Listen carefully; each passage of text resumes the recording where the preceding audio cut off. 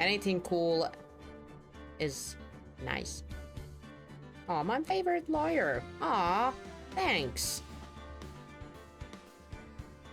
Just so you know, I'm not a real lawyer. And anywho, let's get this show on the road. I keep forgetting that this game is like, bam, there you go. No fadings, no nothing. Just get in there.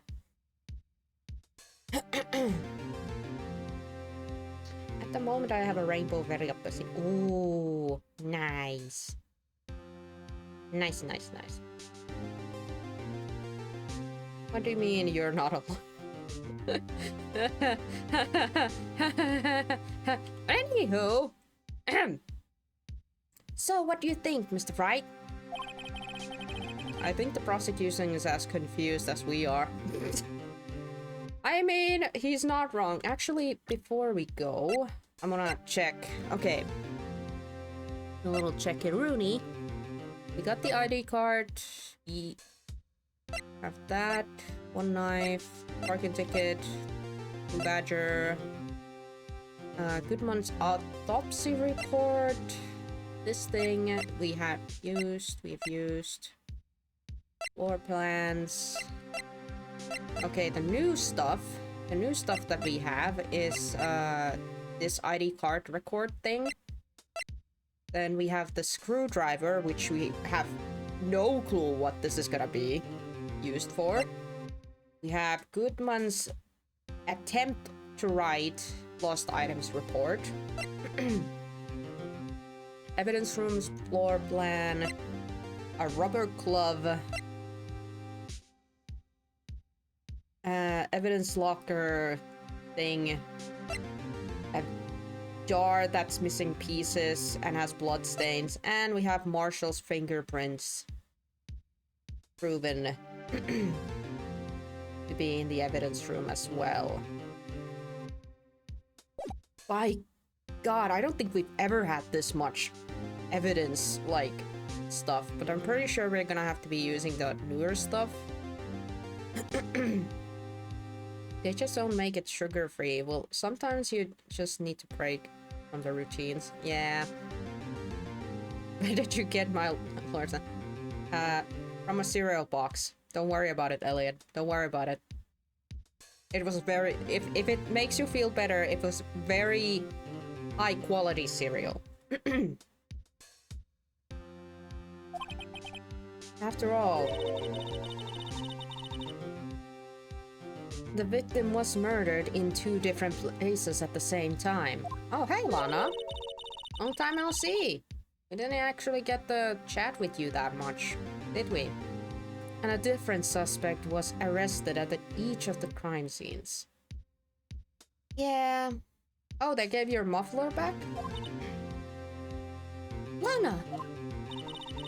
Good morning, Mr. Wright. I apologize for yesterday. I was... indisposed. Yeah, I noticed. I kind of would have wanted to talk with you, but didn't get a chance. I hope they didn't hold you too long for questioning. They just finished, actually. I'm used to all-nighters, though. Huh? Yikes, they kept her all night questioning shite? Oh, boy. So, how'd it go? It's as Mr. Wright suspected. The police are clueless. I figured as much, so I struck a plea bargain. Huh? What does that mean? A plea bargain? What do you mean by that? We agreed that if I told them the truth behind this simultaneous murder, they wouldn't seek capital punishment. That's what I mean, Emma. But Lana, don't tell me you... Much to my regret, I'm as much in the dark about this as they are. Miss Guy? We found a trace of evidence of a certain person in the police department's evidence room. They belong to the officer Jake Marshall. What kind of trace evidence? Blood-stained fingerprints, to be exact. Ooh. That's the trump card I have. That's the trump card I have up on my sleeve today.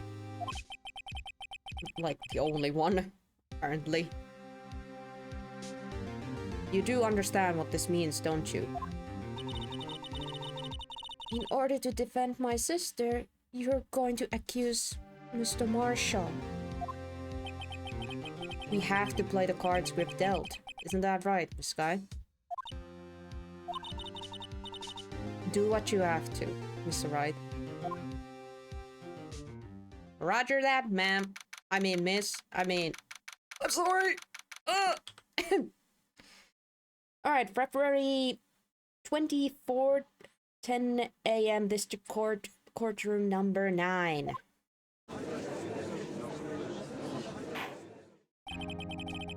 Let's get ready for this circus. Court is now in session for the trial of Miss Lana Sky. The defense is ready, Your Honor. The prosecution is... Oh no. Edgy, what's up with the finger again?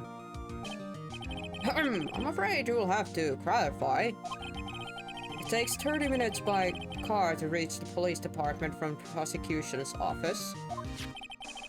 Yet the victim, Bruce Goodman, was slain at both places at the same time. But wait, we just skipped the introductions there? Okay. Hello, Kisu. Welcome to the stream. And no, you did not miss anything. We literally started like 5 minutes ago. You did not miss anything.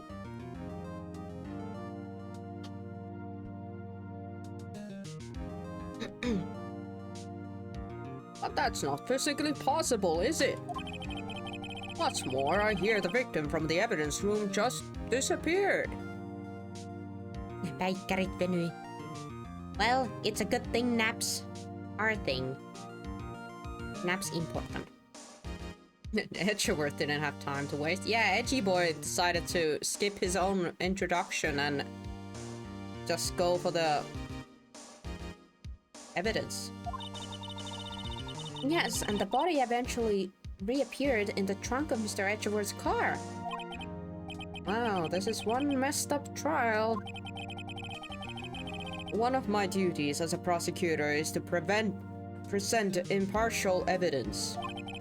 Today, I will present evidence relating to the murder at the police department. In so doing, I believe the way in which we should proceed will reveal itself. Now that's what I set Mr. Edgeworth apart. He sounds so on top of things.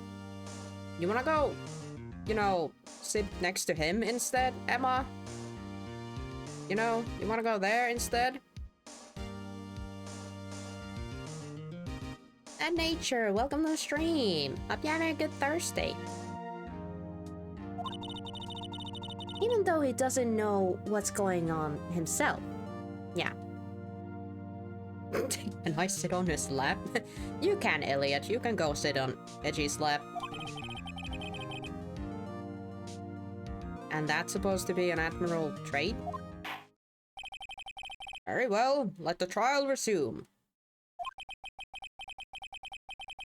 On the day of the crime, what exactly transpired at the police department? Mr. Edgeworth, you may call your first witness of the day to the stand. This case is a pain, just like Winston Rain. Yeah, it is. It has been a bit of a pain. But please refer not to spoiling if you do remember really well this case, okay? Because there are a bunch of people here who have never played these games and watched to experience it here. Also, my memory is also very shite, so it's also been very much fun for me too, because I'm like, I don't remember jack shit about this, and this is actually great. Because last time I played these, it was on DS. You know, the actual DS game. So that's been like, what?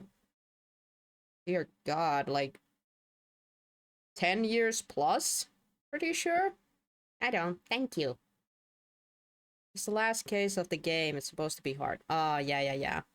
I haven't done the case in like a week. Currently on Turnabout Big Top. Okay. Okay. For its first witness, the prosecution calls the suspect of the murder that occurred at the police department. The suspect? You mean the so-called murderer? All right, they did arrest. Woohoo! Things are getting wild from the start. Oh wow, that just went automatically. All right, poor Meekins. Will the witness please state his name and occupation? Yes, sir. I am Officer Mike Meekins, sir. My occupation is, that would be the murderer, sirs. No. Buddy, no. You're not supposed to say...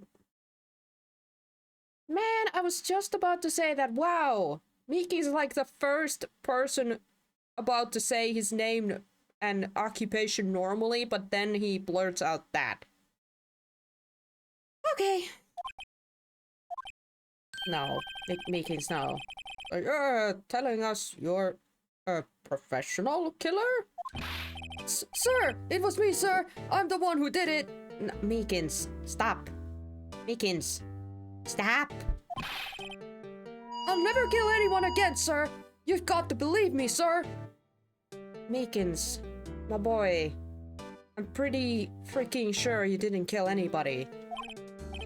Actually, Sir, I'm what you would call part of a younger generation, sir. A person whose actions adult can't possibly comprehend. Please, Mr. Archibald, sir, help me, sir. Officer Meekins. Yes, sir. Give us your report of the crime. Consider that an order. Yes, sir, as you wish. After all, I'm a part of a generation that must be told what to do, sir. Who's brainwashed this boy? Why is he talking like that? Did he talk like that yesterday? I'm pretty sure he didn't talk quite like that.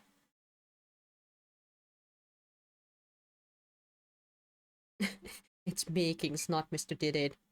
It is too much to ask people to have slight more IQ than their shoe size. I mean, do we have a single normal person just telling their name and occupation? I'm pretty sure that we've gotten to the point that they have said their name and then they have kept their occupation not said, or it's the other way around. Or they literally just skip the whole thing until they have, you know, pissed off Edgeworth to the point that he literally, like, shouts at them, like, just name, for Pete's sake. You can't fault him for a lack of enthusiasm. Well, that's true. Crime report. Although it's not my normal duty, I was assigned to guard the evidence room that day. I spotted a suspicious man on the security screen and rushed into the room. I was only doing what I was trained to do, sir. I was suddenly attacked. I fought for my life, then I did it. After that, I passed out until another officer smacked me awake. Did what? You need to be a little bit more clear there, Meeks.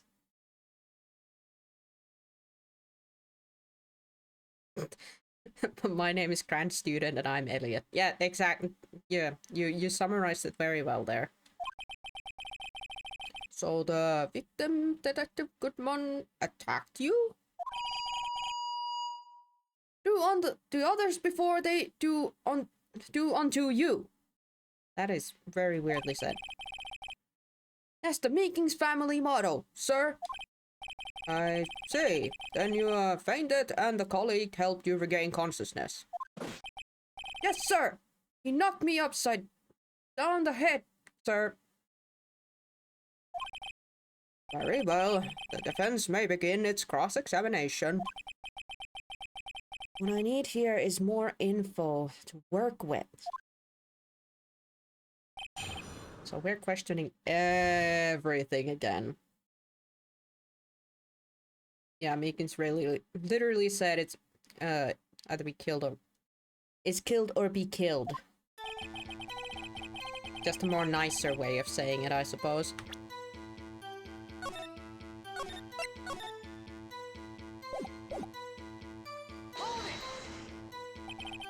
Mr. Meekins, you work in the General Affairs Department, do you not? Yes, sir. I'm in charge of hiring new recruits, sir. Yikes. Now, there's a scary thought. Evidence transferal was taking place on the day of the crime, which means many officers were given special tasks not ordinarily performed. I was in charge of guarding the Blue Badger, sir.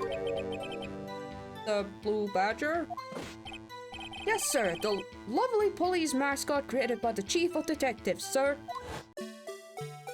Yes, this nightmare fuel, we know this.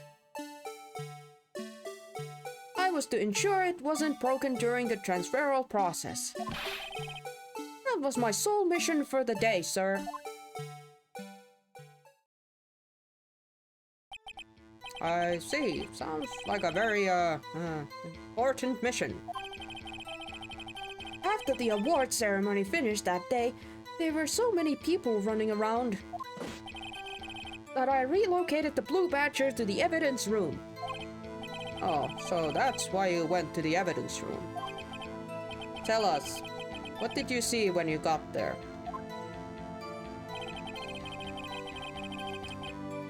I like the Blue Badger, it's cute, I think. It's, in a sad way, cute, I'd say.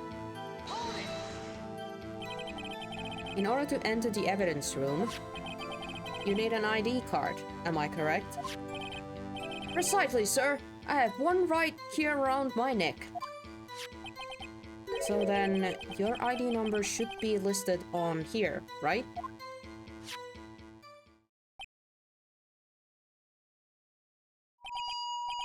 There it is! I found it! This is the one right here! Could you please read us the number? Yes, sir! It's 4989596. That is my number, sir. I see, huh? But the number 4989596... it's not... Huh? It's shown as being used twice. Please explain, witness. It's no real mystery, sir. First time I went, I relocated the Blue Badger to the evidence room. And the second time, is when I went to go get him after everything settled down. I see. So it was during the second time then. Yes, sir. That was when I spotted the man on the security screen. Okay, but we got his ID number added there. So he went in twice.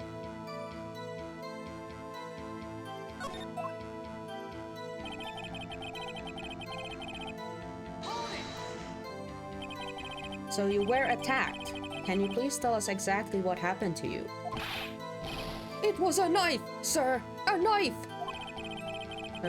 Detective Goodman pulled a knife on you. What happened then? Well, with me charging in on him like that, he looked as surprised as I was. You aren't exactly the kind of person someone would want to run into. That's when I reacted, sir. I swung my arm like an octopus struggling to detain him. That's how I got this gash on my hand. Oh. So that's a knife wound he got in his hand. are allowed to make your theories there, Elliot. It's okay. I'm pretty sure Kisu and Bob do that all the time too. Maybe if you just kept your cool, your hand wouldn't have been... When I saw the blood trickling down my arm, I panicked. I grabbed the man by his collar. Guys, why do I think he passed out as soon as he saw his own blood? I'm not sure.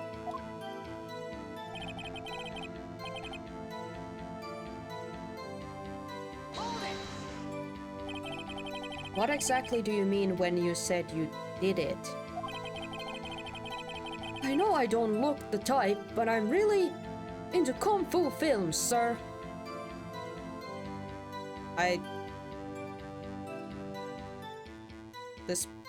These police officers scare me, guys.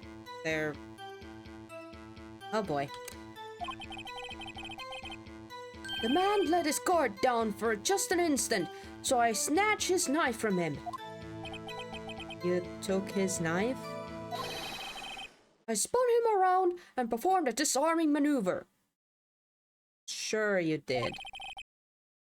I made sure to close my eyes like a man. You did what now? Yeah, he's making shit. He's making shit up at this point. I highly believe he just passed out the moment he hurt his hand. The moment this lad hurt his hand, he just passed out. That's my theory. What is your... You guys are free to lay out your theories, but that's my theory. This is starting to sound very weird. Alright, I'm just underestimating this guy. Either way. I think he's just homophobe. Lana's coat had blood around the collar area. If it even is her coat. It's just lying. Yeah, most likely. So I'm gonna... Yoip! There we go. We don't need no flipping bots here.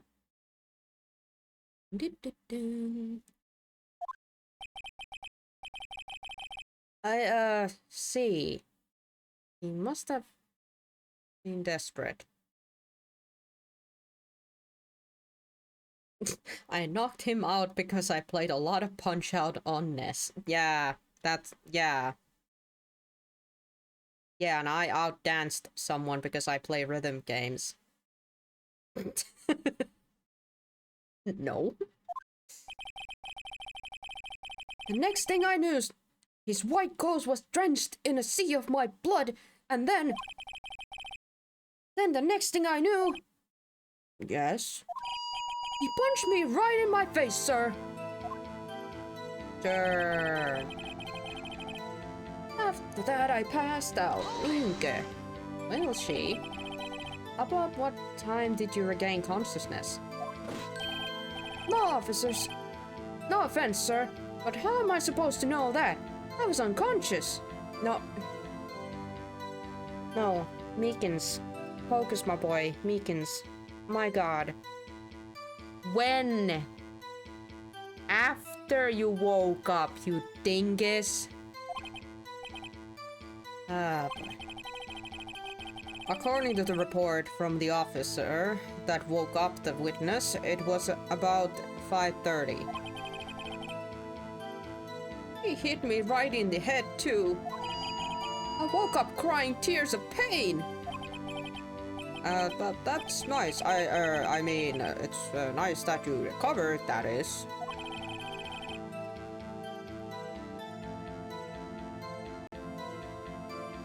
Well, at least he's hurt, if nothing else.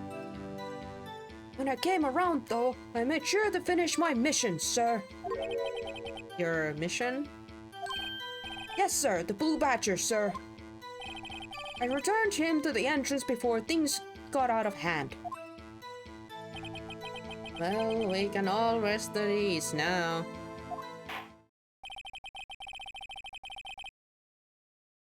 All the people in the room will end up dead. I mean, most likely. I believe we now have a fairly accurate picture of what happened. Yes, Your Honor. Only one thing remains unclear. Was the man this officer murdered really the victim? He's got a point.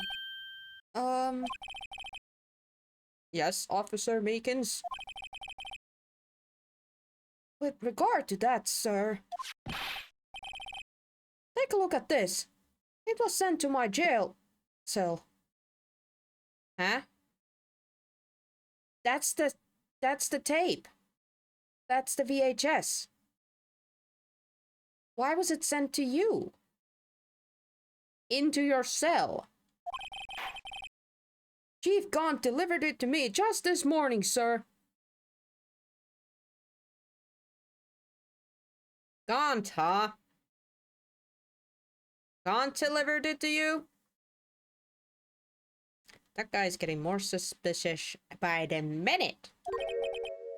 The chief delivered it? What is that? A videotape? Yes, sir. That's absolutely right, sir. A videotape, sir. It contains footage from the security camera in the evidence room. They're doing that thing again. They are literally bullying Edgeworth. They are literally bullying him. Holy heck. Can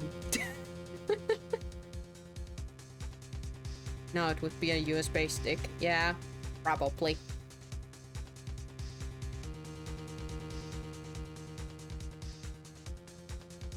What? But I specifically asked if there was such a tape. And was told it had been mistakenly erased. Wow, they are really bullying him. That's quite a mistake. I just do what I'm told, sir. It's the only thing I'm really good at. Looks like communications with the police department is as good as ever. Well then, let's have a look. Show us the video of you murdering the victim. Alright guys, get ready. We got actual video footage. Watch us not being able to see anything. Something's blocking it or something. Because this sounds way too good to be true. Oh, please stop using that word, murder, sir. It scares me. A video of a real murder. Just what we're getting ourselves into. Alright. That fucking badger.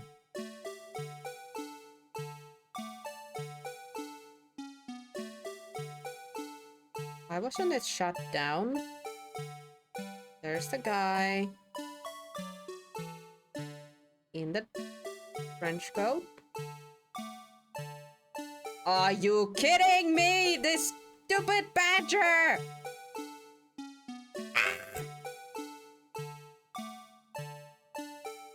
I was joking when I said something was gonna block our view, but... Oh,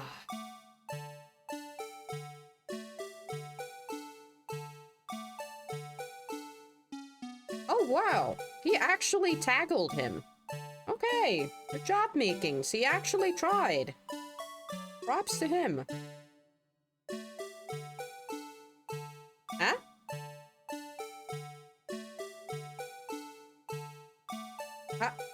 Where's the guy?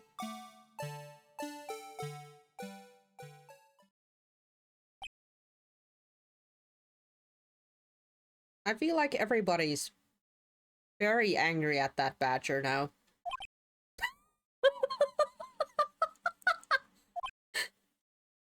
Yeah. The freaking badger conveniently blocked the murderer's face. Right on the critical moment. Well, I believe we're all thinking the same thing. How can we deal with these unsettling feelings stirred within us?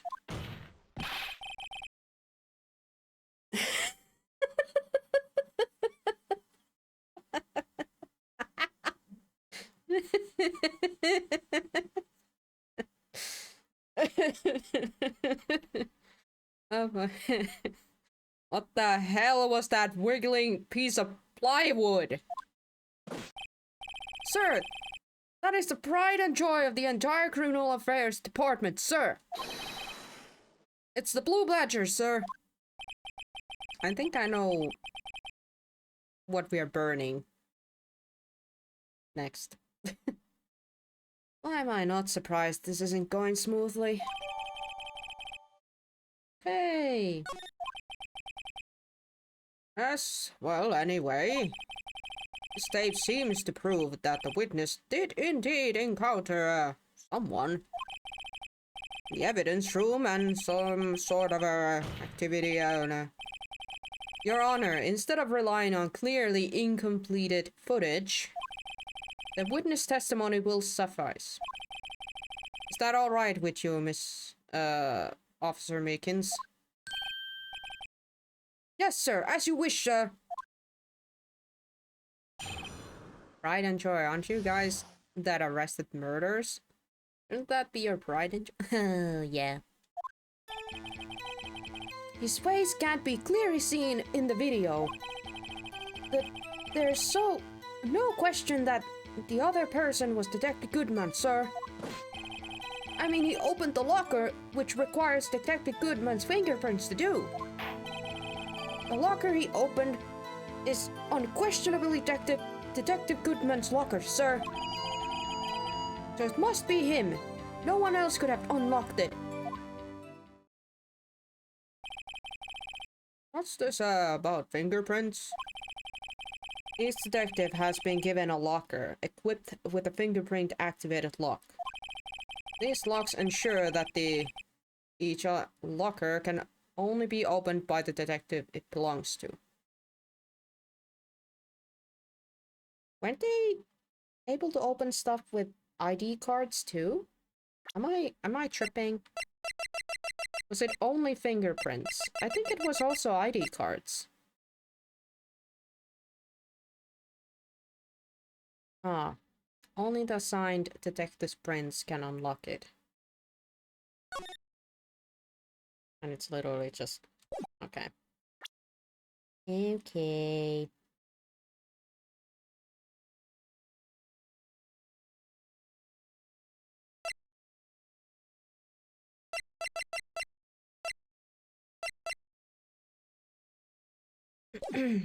Have to check.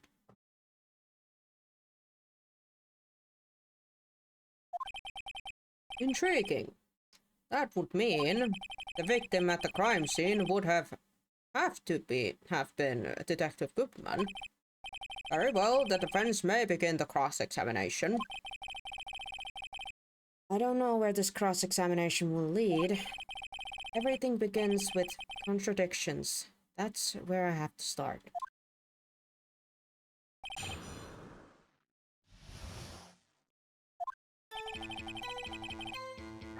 Well, before we start questioning him...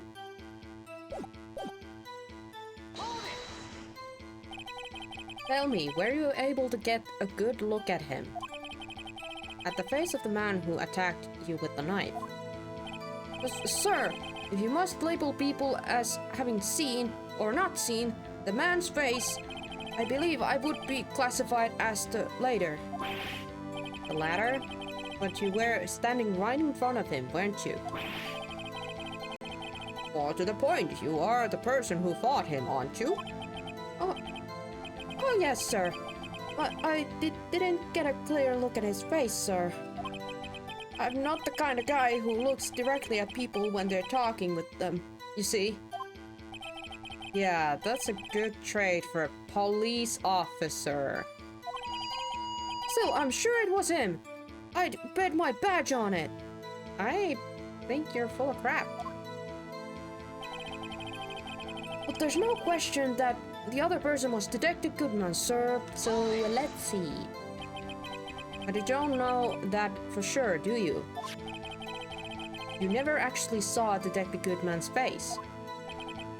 Well, I suppose you might say that. That is, if you must label people as having seen or not seen. Since his face can't be identified in the video, only you can verify it. Why is everyone looking at me? I had to label your stairs as distributing or... Makins. Having been shown a questionable video at the best, we are not in the best of moods. Now, Ace, be more certain when you testify. Yes, sir. You claimed the man who brandished a knife on you was Bruce Goodman. Tell us why you are positive it was him.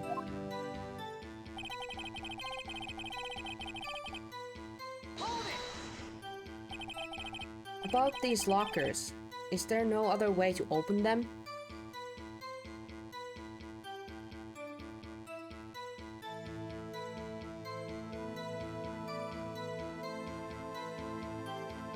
Not just saying, but can you go to options and set the text box to hi?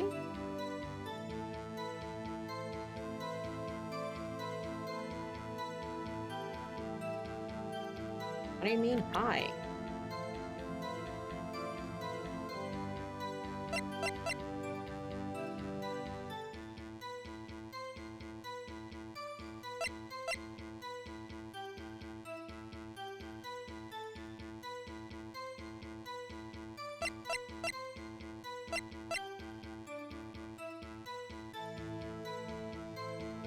Ah, you mean that. Okay, that's actually fine.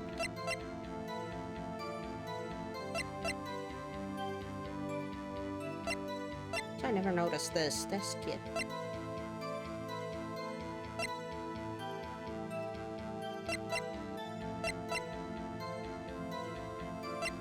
Go with that.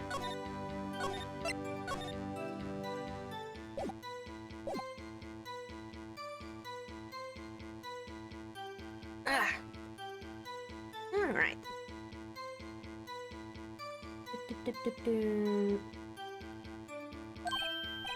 No, sir. I myself tried all kinds of methods in the past. They only respond to registered fingerprints, sir. I wonder what kind of methods he's tried.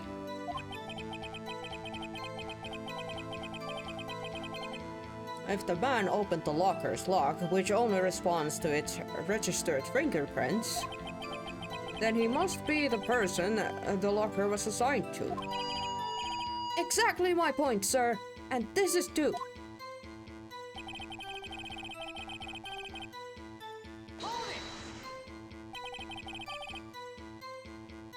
How do you know that information? I've heard rumors, sir, from people in the know, sir. People in the know?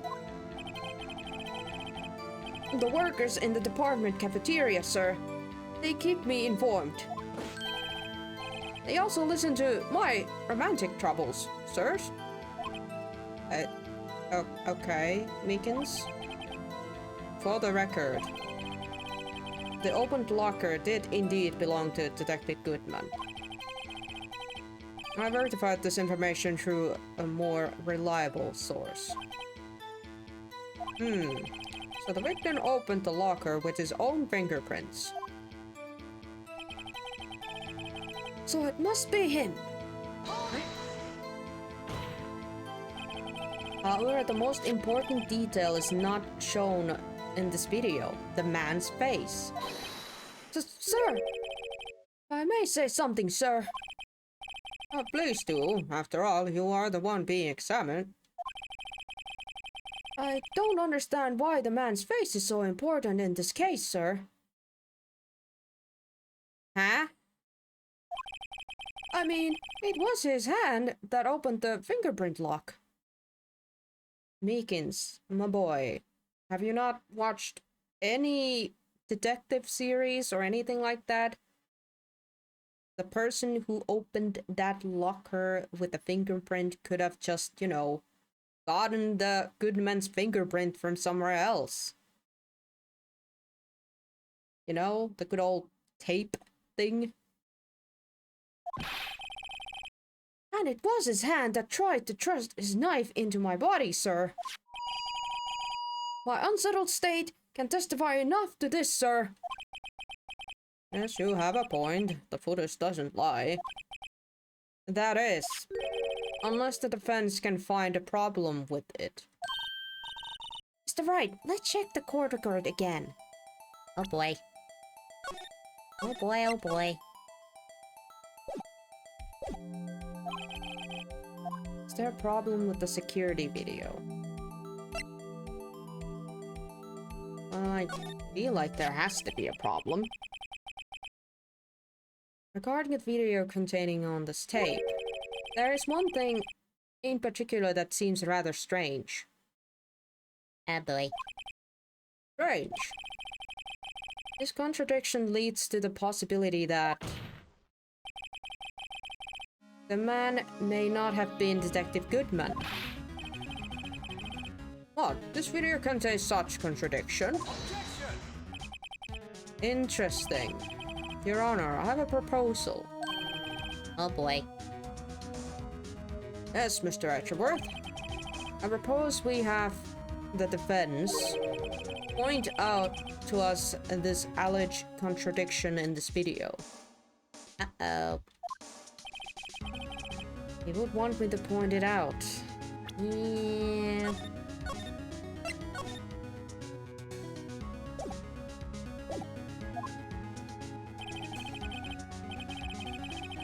Very well, proposal accepted. Let us further inspect this piece of evidence.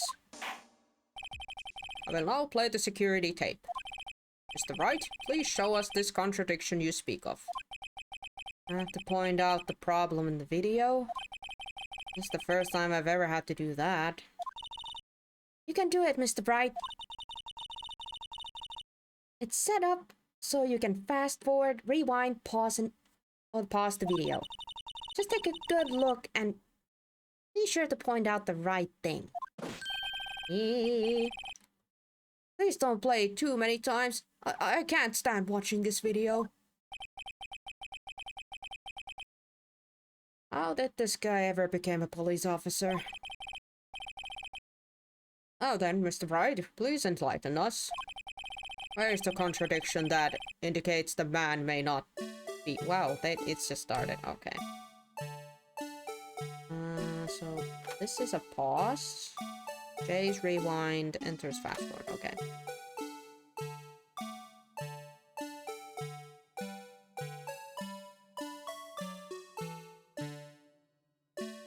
Here he goes.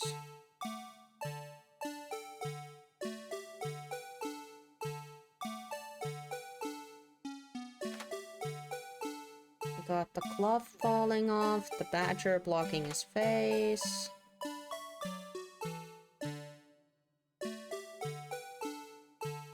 Here comes Meekins.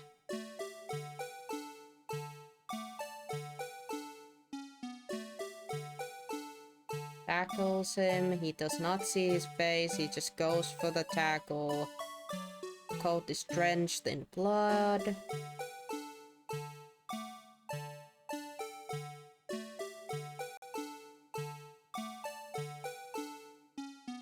There's Meekins lying on the floor.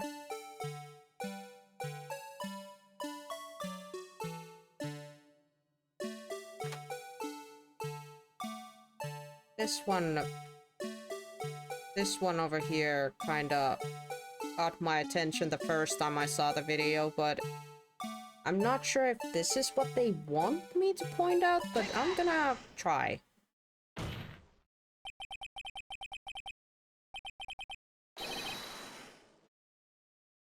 So I'm not sure. The thing that's strange about this video has got to be this. Yes, that is strange. Something certainly seems unnatural about that. What does it mean? Did I point out the wrong thing?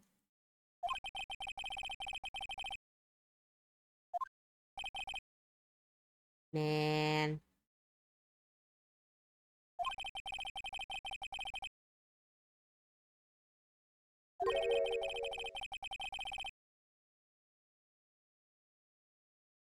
Something that the man may not be Detective Goodman.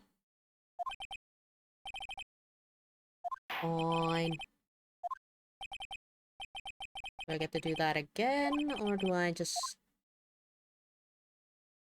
see you again?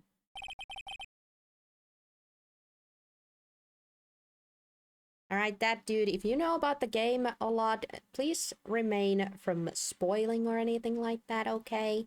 Pretty please. We do want to solve it ourselves, okay? But I do appreciate some hints here and there.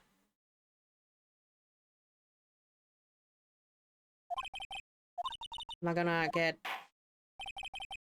penalty from not pointing out the right thing? Apparently not, okay. We didn't get penalty, that's good.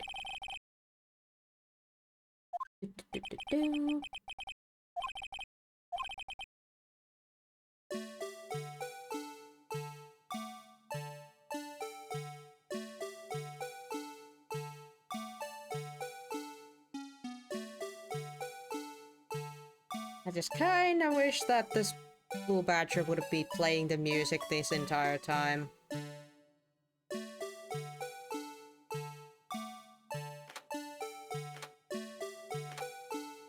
And there's this too. We cannot see it. And then there's the glove falling off. I'm gonna try this. Gonna try this.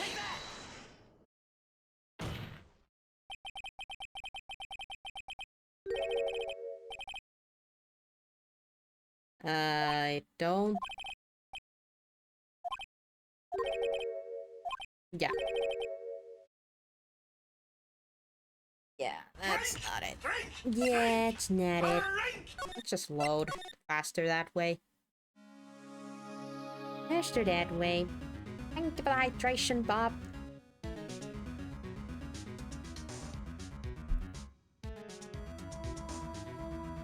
Oh, the music is in front of the video. It's still, you can still hear it when it's paused. That makes sense. Oh.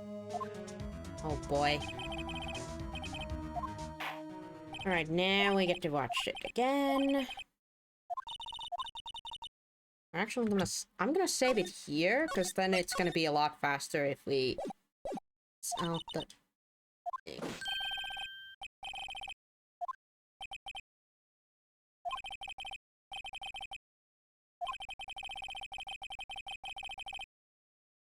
Where is the contradiction that may indicate the man is not good man?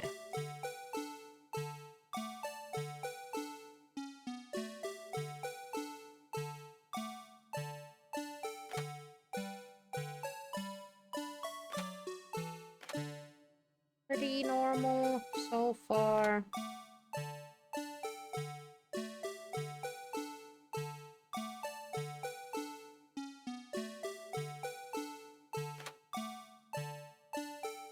The glove falls off. I think it's the glove either.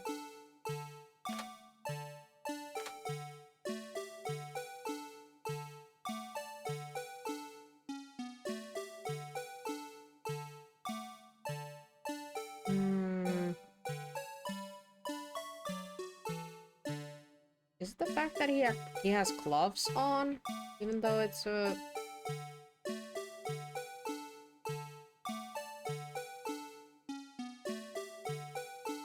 well, I'm gonna try. I'm gonna try.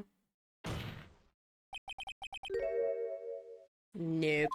Wasn't that. Was not that.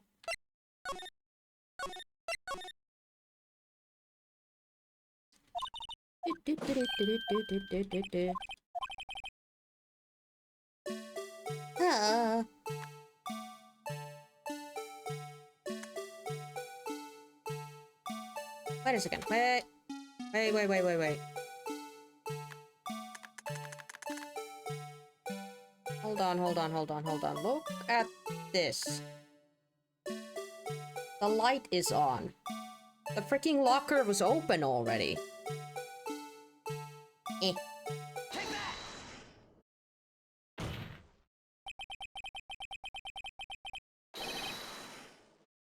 please be it. Yes, it is. I think it is. Officer Meekins? Sir, do you mean me, sir? As I understand it, the locker of Renotus works like this. Yeah, we did it. When you grab the handle, a sensor reads your fingerprints, if it's matched.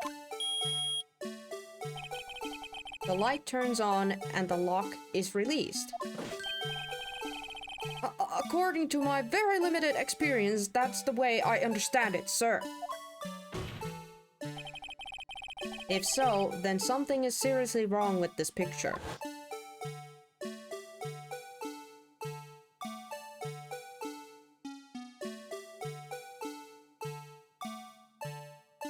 The light was on!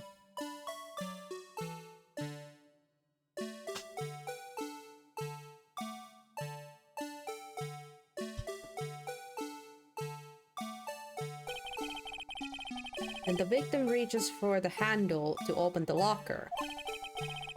Let's rewind to a little earlier.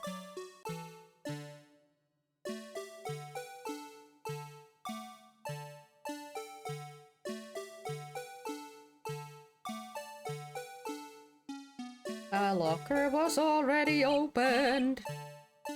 Here, notice the light. What's this? It's already lit. Precisely my point, Your Honor. The locker was already opened before the victim grabbed the handle. Why does he sound like a chicken when he screams? Order, order! What's the meaning of this? It's very simple, Your Honor. The locker wasn't locked on the day of the crime. But the locker locks are controlled by the electronic system. When the door is shut, a sensor is triggered. And the locker is automatically locked.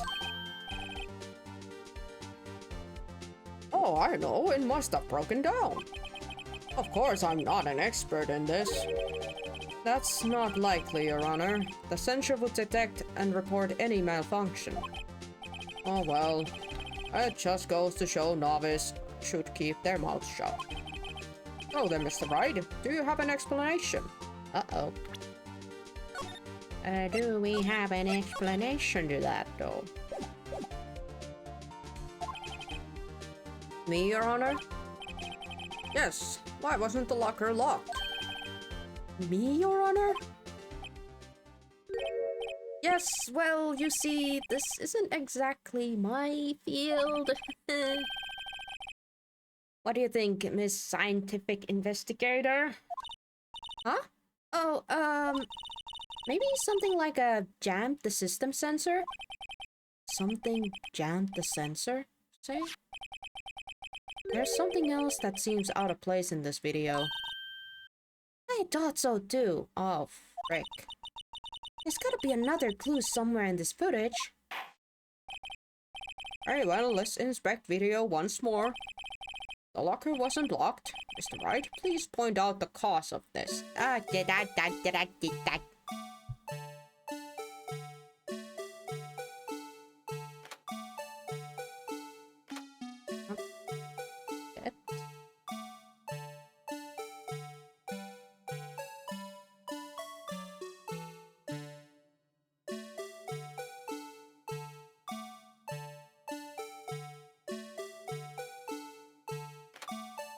Wait, now it's the glove. Hang it. Okay, it has to be this glove that falls off. It must have been left, like, very, like, a thing. Yeah, Kisu, exactly.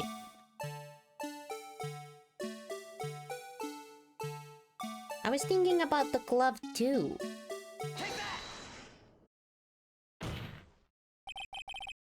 I was like, it has to be either the glove or the thing at the very end of the video, like the little sheet that you can see underneath the other locker that I, in the beginning, pointed out. Please watch closely. This is the continuing of the part I showed you earlier. Okay, we got it. Nice.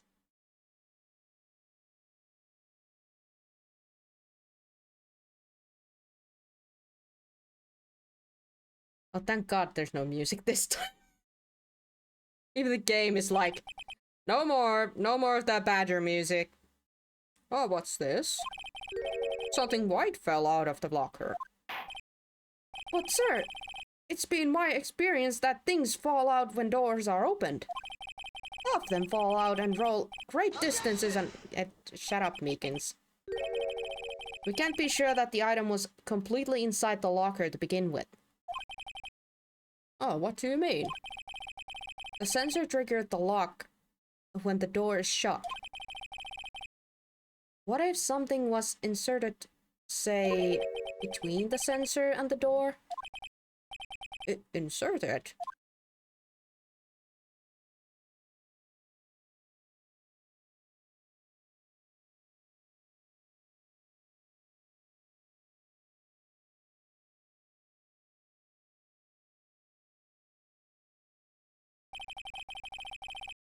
This white thing wasn't inside the locker. It was stuck between the door and the sensor. Oh, I understand now, sir. It's just like my tie. 2 out of 3 times it gets stuck in the door when I get out of my patrol vehicle, sir. How? You have it tucked in. But the object would have to be extremely thin to fit into the door. Not only that, it would also have to block electrical currents.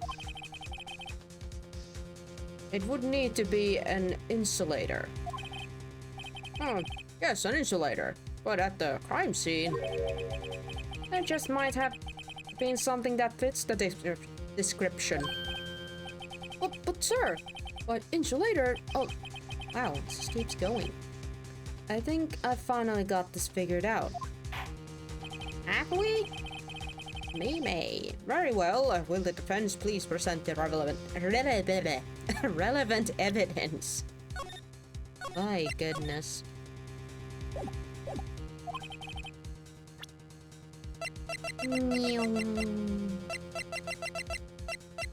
What is this thing? Rubber glove? I found this near the locker. A thin rubber glove. But we can't be sure that was in the victim's locker. Yes, we can. It literally has the tag in it. You save at every choice. Of course I do. I'm a scum saver. It has a tag that says SL9 incident.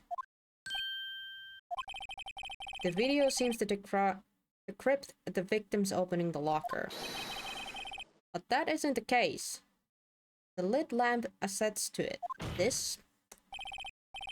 On the day of the crime, even I could have opened that locker. Is this not so, Officer Meekins? Sir? It would appear so, sir. Order. So are we to believe then that the victim, whom this witness stabbed in the evidence room, was not Detective Goodman?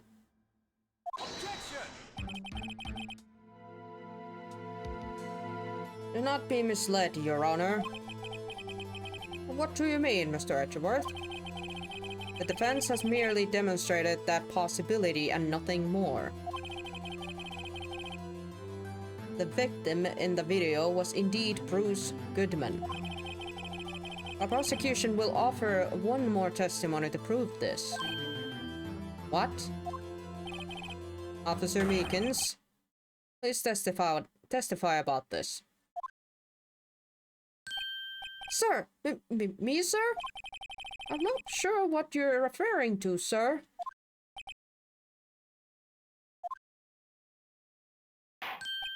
Oh, you mean that, sir? Oh, of course, sir. Is this a joke? Very well, begin your testimony.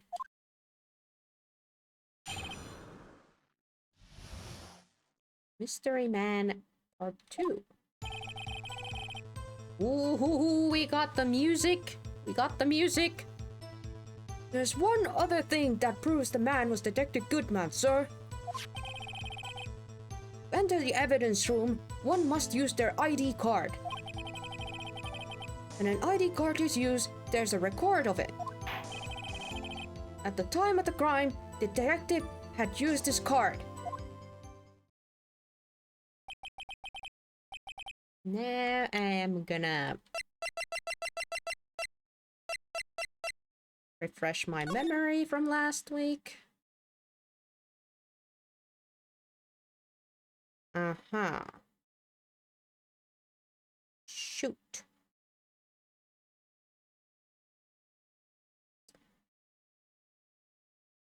So do we have 2 ID cards then going around? Because we did find the Bruce Goodman's ID card at the parking lot. Either that or it's either that or it was in Goodman's pocket or something. No. We shall see, we shall see. An ID card record. I see. I have the ID card record right here, Your Honor. Same exact paper I just checked. The ID used at 5:14 is that of the victim. Just before the crime. Yes, without a doubt, this is a victim's ID. However, one thing does strike me as unusual.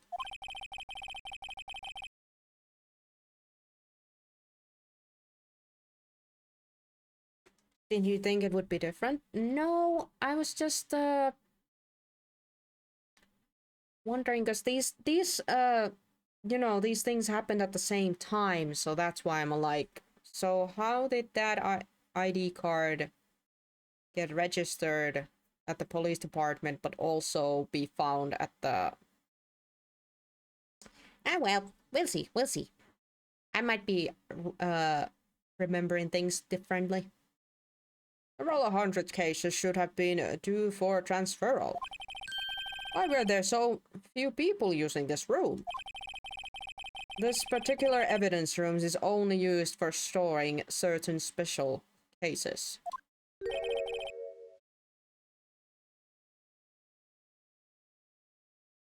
It wouldn't be the first time that Edgy Boy changed the evidence during the trial. I mean, he do be doing that. Special cases? Extremely violent cases involving police staff. Just hearing that makes my hair stand on end. Me too, although it doesn't make much of a difference. There were only a few cases up for transferal there, and most were cleared up by noon. Right, I see. Now, let us move on to the cross-examination.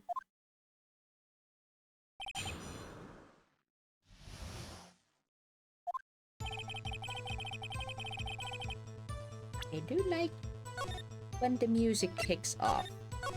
Oops.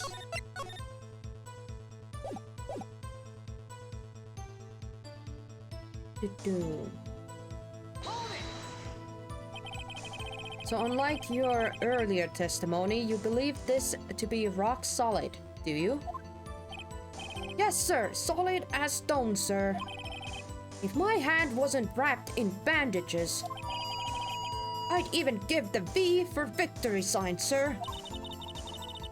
You can do that with your other hand, though, but okay. Emma! Stop saying the exact same thing I was about. Okay, yeah. Yes, Emma. Same. Let's hear him out fully. As we've seen, one never knows what he might say until the very last second.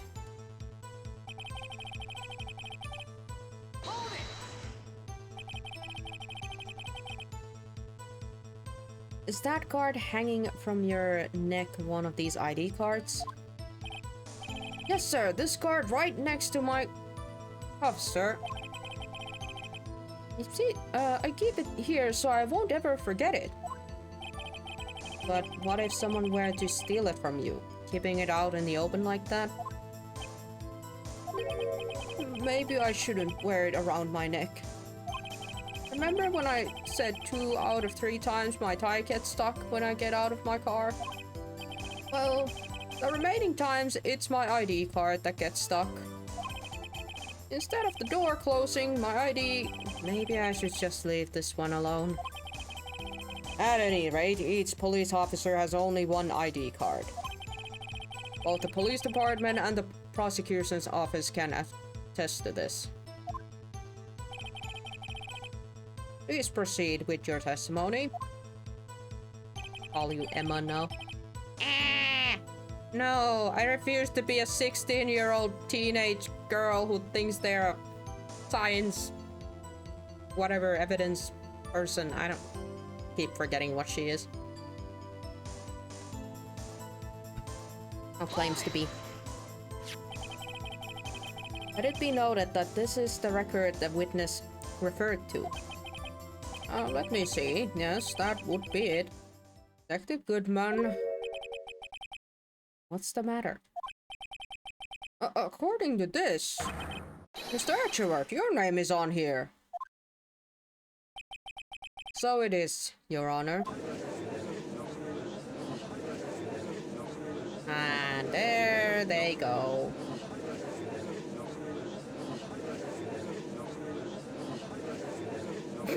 Shh, don't stare at him.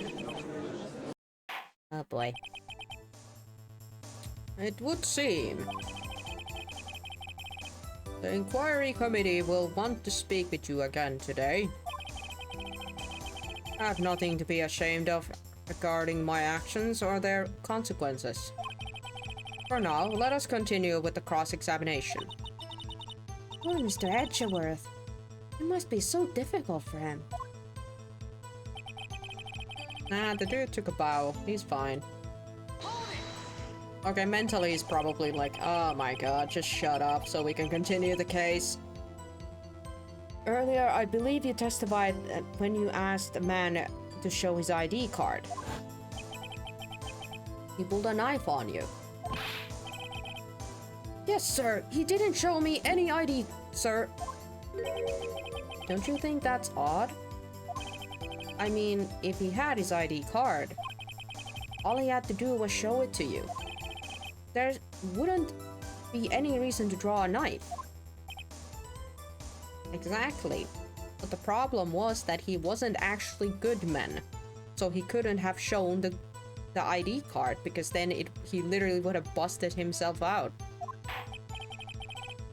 Maybe he just panicked. No, people don't stab one another. I think they got startled. I, at the very least, hope so. Everything stems from contradictions. Let's point them out. Mr. White, what do you think? I'm confused. What? The problem with this ID card testimony is far too obvious. It's not like Etchworth to miss something like this. You're thinking too hard about it. Come on, let's show them what we've got.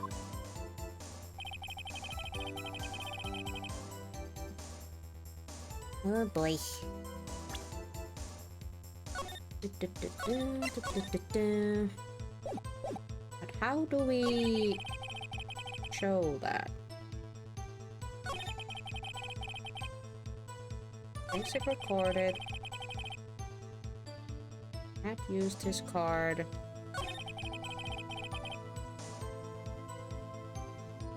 You know, there's a record of it. Actually, let's check what we could possibly be using here. This thing was found in a different place altogether. Does it say...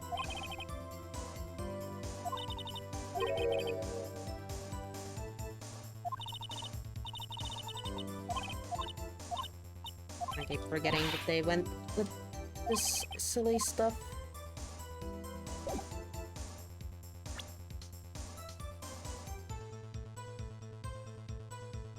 So we could be using this ID card because it does say that it was found at the exactly the other place. What's that?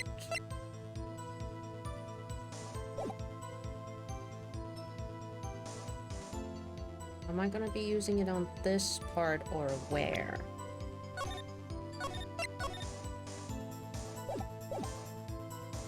Oh, let's try.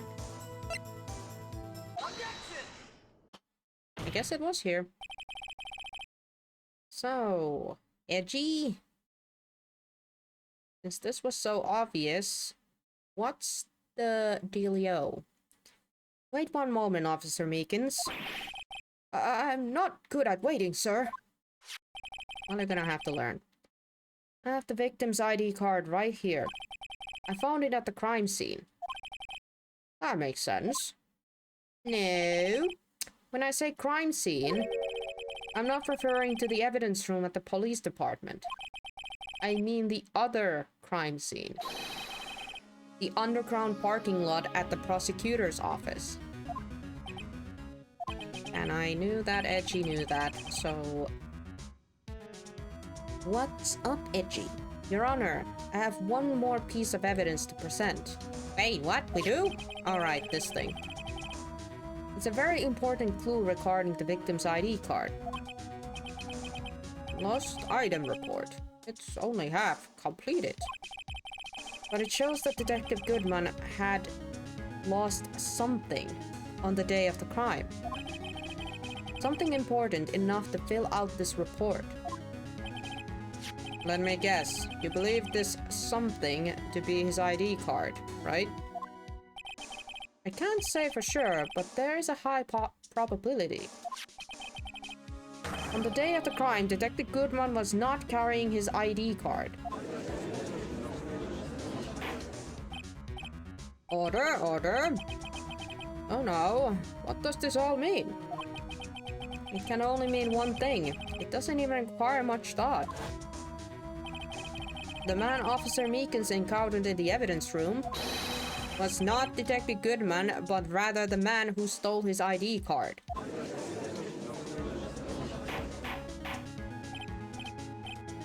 Order, order, order. Does the prosecution have a respond? He has to have something. I have only one thing to say to the defense. Yeah. Bravo, Mr. Wright. Why is he complimenting me? Why is Edgy Boy complimenting? Guys, I'm scared. Ah.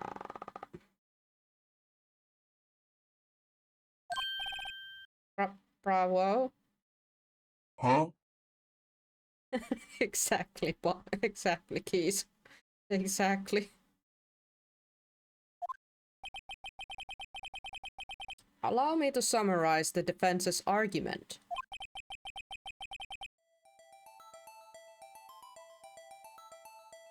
I'll say like dumbass 2 minutes later, yeah. At 5:15 p.m. on the day of the crime, the man in the evidence room Officer Meekins encountered was not Detective Goodman. There are two grounds to support this. First, the locker in the evidence room was already unlocked. Second, the victim lost his ID card. Am I correct so far, Mr. Wright? Yes.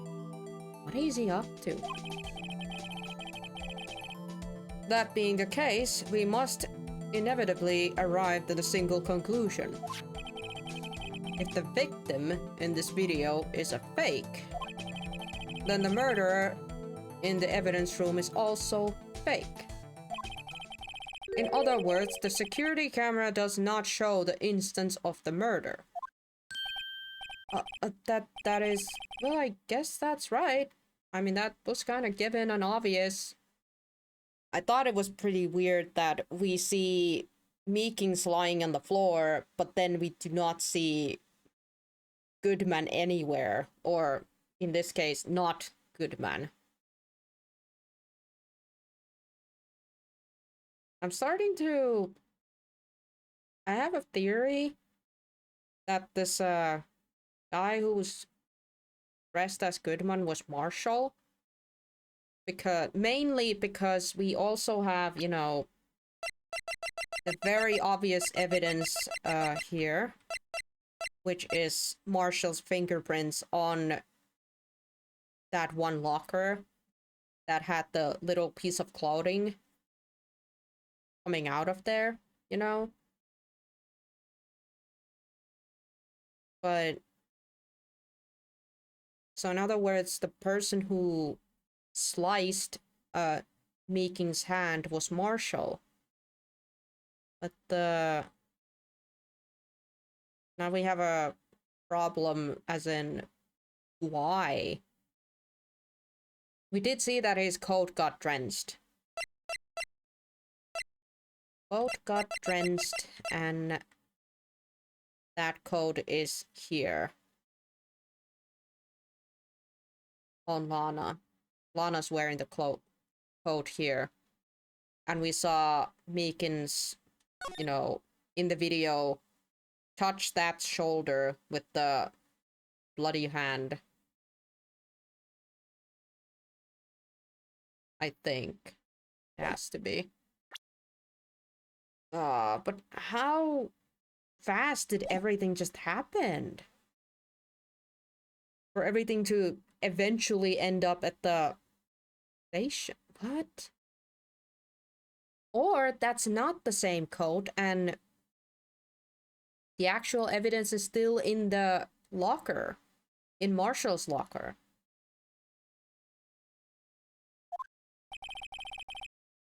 Is something wrong, Mr. Wright? Only moments ago you seemed content to be pointing your finger around. You all like to point your fingers around here. This isn't going to end well.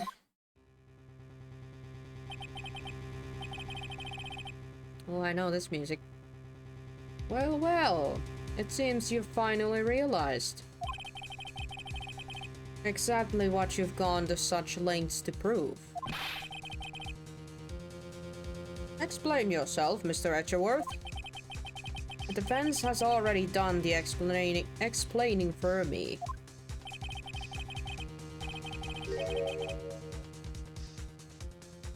The victim in this video is a fake, which means murder did not take place at the police department at 5:15 on the day of the crime.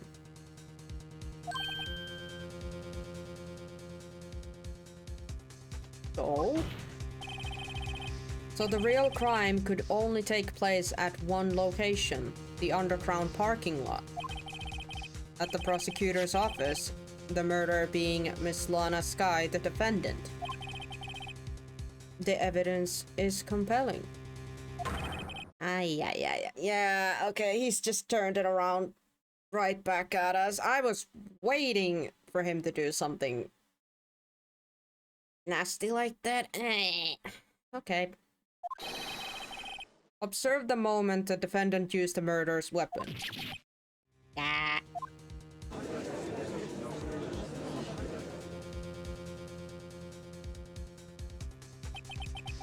I knew that testimony was way too shabby. It was all a trap from the beginning.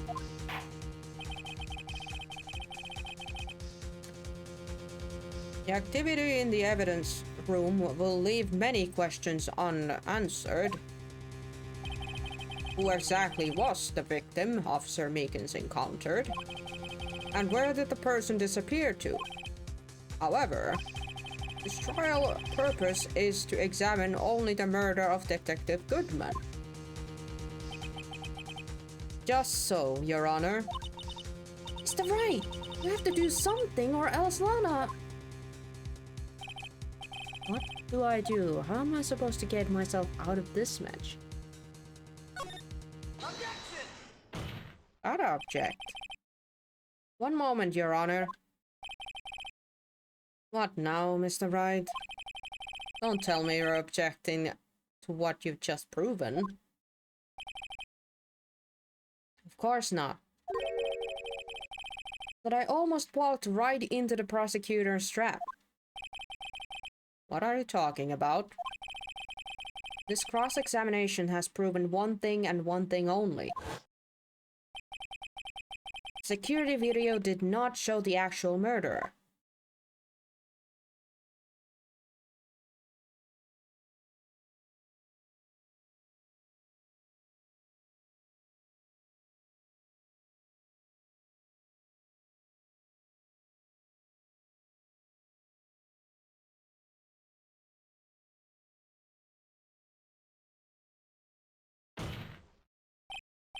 However, it cannot be said that this is unrelated to the murder in the parking lot.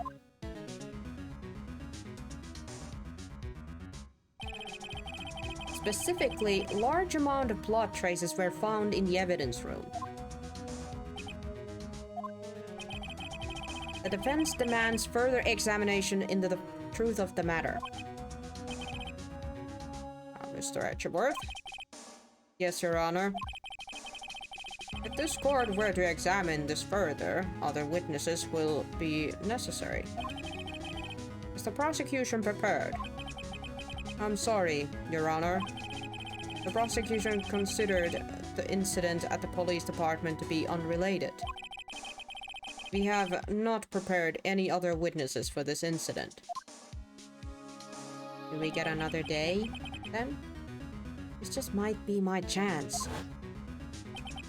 Time to call a certain Texas Ranger to the stand. Mr. Wright, do you mean... Your Honor, the defense would like to request a specific witness. Oh? Whom do you have in mind? Someone we have a reason to believe knows the truth. The truth behind the activities that took place in the evidence room. The prosecution requests to hear this person's name before deciding whether or not to comply. Very well then, Mr. Wright. This person whom you would have testify, what is his or her name? That'd be Jake Marshall. Officer Jake Marshall. Why him? I can't let Edgeworth know everything just yet. He's in charge of the evidence room. I feel he should hear what he has to say. The prosecution agrees to the defense's request. Since he was responsible for guarding the room, we should hear his testimony. Fortunately, he works in the police department. We shouldn't need longer than 20 minutes to prepare. Woohoo! Thanks, Edgy. Very well. The court will take 30-minute recess while the witnesses subpoenate. That is a word I do not know how to pronounce. Will the prosecution please prepare the witness during this time? We will, Your Honor. Court is now in recess. Yay, break time!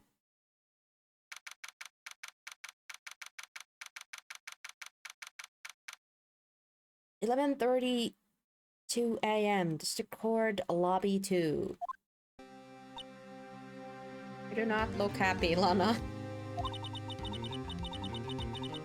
There is no stopping you, is there, Mr. Wright? Huh? What do you mean? You called for Jake Marshall. It seems you have figured everything out. Not really, but we kinda have to. I haven't figured anything out. Best poker face ever. Highly doubt that. Lana. You're the one who knows everything. Emma. You always know everything. Why don't you just tell us? Yeah. Please, for the love of God, tell us something. We are literally spitballing in there. We have like some evidence here and there, but it's not exactly helping us see the actual truth behind everything. We are collecting crumbs. Mr. Wright is trying his hardest to protect you. I don't recall ever asking for his protection. Kuulepas, nainen. And yes. Whatever. I'm not. Ooh. How can you be so cold? Don't you trust us? Don't you trust me?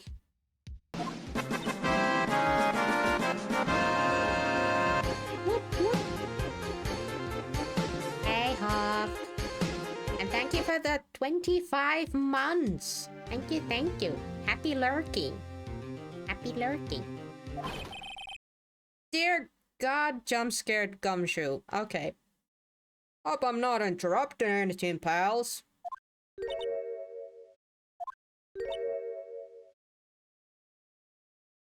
Yeah, no, nothing important, gumshoe. It's okay. Oh, yes I am. Welcome back later.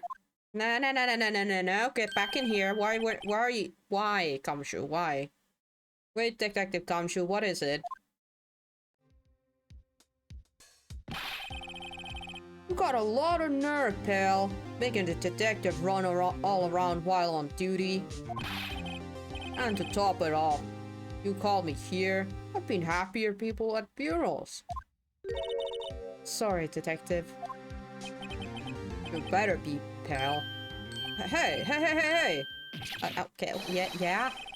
I didn't see you there, Chief Prosecutor Sky. That's okay, so have you brought what I asked?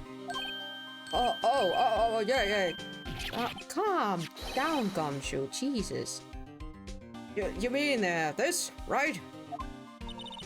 My apologies, detective. Due to my present circumstances, I was forced to use Mr. Wright's name when making my request. My name? Never in a million years would I thought it was you who asked me. Could I bother you to bring me the SL9 incident files? I'll need them by noon. Talk about crazy. The SL9 incident? But Lana, that's...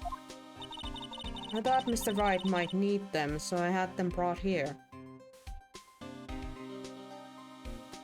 You're actually helping us? For once? Finally? Thank you. Here, you might do well to read them. Yeah, let me just read this pile of text in, what I'm assuming in 10 minutes or so.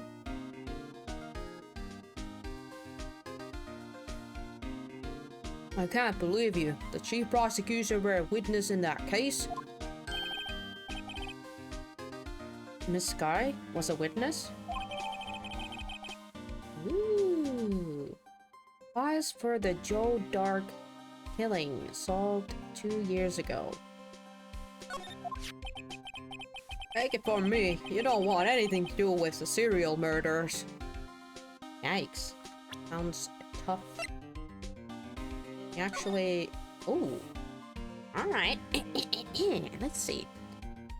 Incident number SL9 closed. Perpetrator Joe Darke.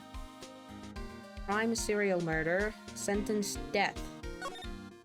Victims Edward Jones, Jason Knight, Edith Kirby, Rachel Moss, Jet Bates, Neil There it is, guys.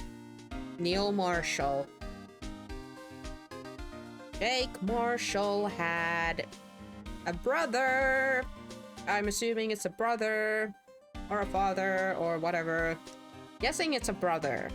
Because we did see that, like, flashback image. So I'm guessing that's the other cowboy. Yikes. So that's when the stuff got personal, I say. Wow, but 6 people? Yikes.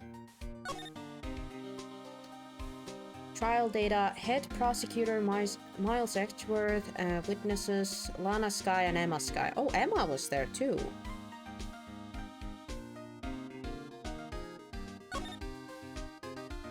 Investigation Task Force Executive Investigator Damon Kant and Lana Sky.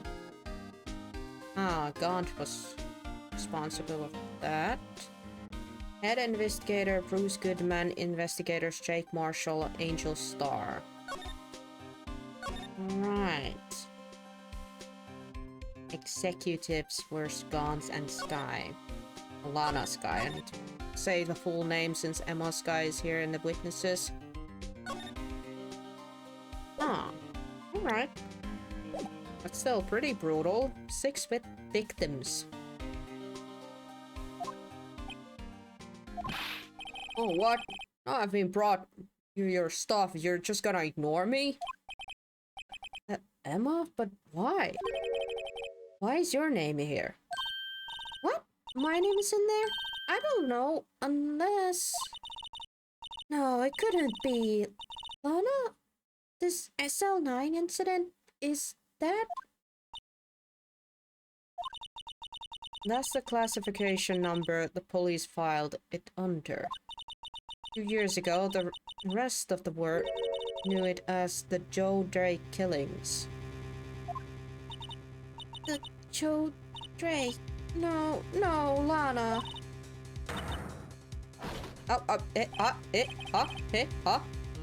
Emma? Emma? Pardon?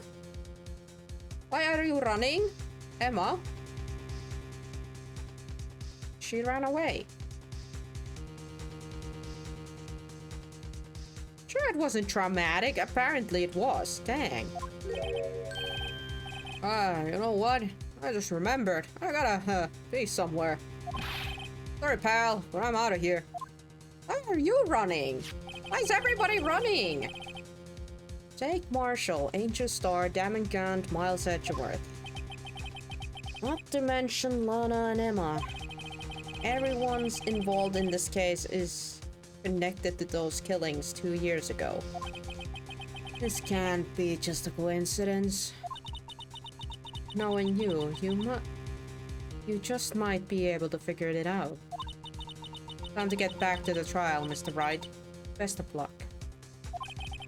I'd better take a good look at this file. Well, we just did. Jesus!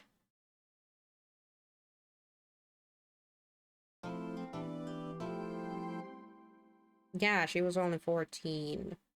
She's right now 16. She's like, you know, just old enough to remember. If she had been like under 10 or something, then the memory would start to be a bit like, big wavy, a little bit like, not sure if remembering everything correct, but like, just 2 years ago? Nah, she's remembering that very clearly. Alright, we are continuing at 12:14 p.m. District Court, same place.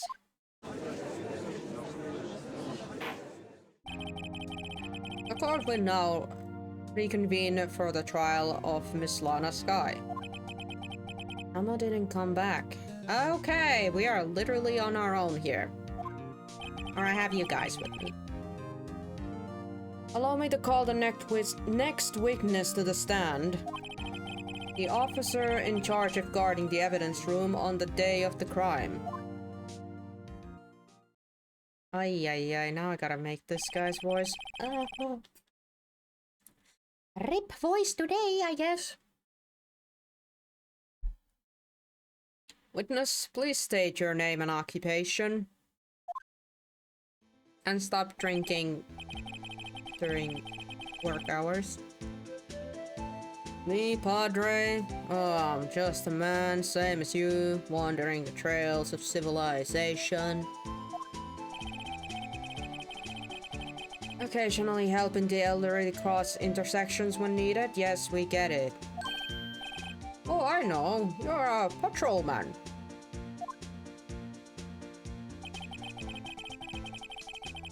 As for my name, if you listened hard enough, you can hear the howling wind calling it out.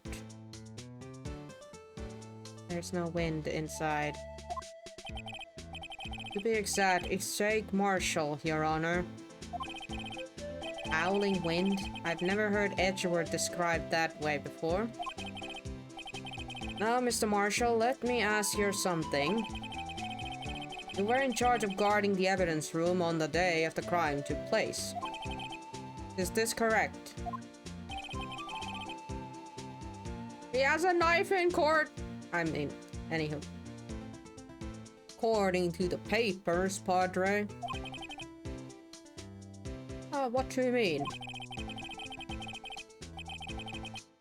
A desperado's soul is as boundless as the desert sands.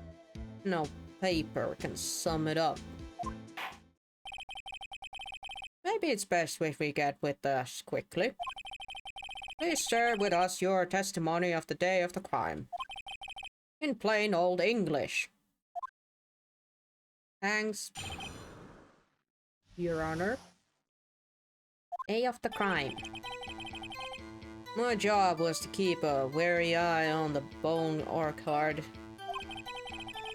I said I was supposed to make rounds 3 times a day, but that ain't my style. Besides, the room's protected by 2 security systems anyway. If I remember right, I was at the street side saloon at the time it went down. I'm just an innocent traveling man, so if you're out of ammo, it's time I hit the train.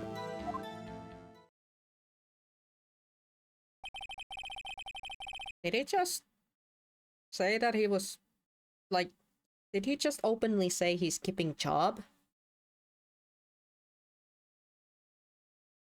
Oh boy. Time to punch every time to punch everything out of this guy. I can't say I particularly care for your attitude. I can't say I care for your... Wow, dude is now insulting the honor. Okay. I can't say I care for your beard, but you don't see me complaining. Wait a minute. What do you mean by 2 security systems? I mean the security cameras and the ID card reader. I reckon even a cowpoke like you knows about those. Yes, well, what about the fingerprint activated locks on the evidence lockers?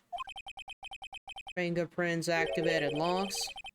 What kind of newfangled doohickeys are those? You are shitting me, Marshall. You're shitting me.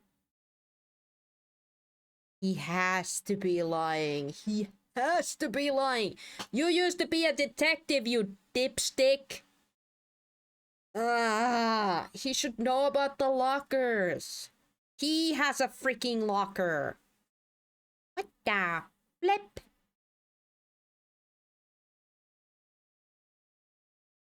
This guy would be arrested in a pinch of his life. Yeah. He's not being very helpful. He's not that good with machines or with following orders. Everyone's got their weaknesses. Now, don't they, Mr. Prosecutor? This one seems like trouble. Okay, Mr. Wright, he's all yours. Oh goody, oh goody goody goody. Ah. I'm wondering when he's gonna break character and actually talk normally. Even if he's capable of that. How exactly did you keep an eye on the evidence room? I just made sure nothing moved in the security camera monitor. That room's so still. Even time dies in there. I was just caretaker who entered the recordings. Who interned them. Meters of nothing aren't that useful. When the time would come, I'd erase the tape. It's nothing unusual, is recorded tapes are to be erased every 6 hours. Each time I'd erase a tape, it felt like I was erasing a part of my life. This guy has a flair for the dramatics, but it isn't going to do him any good. So in actuality, you don't physically enter the evidence room.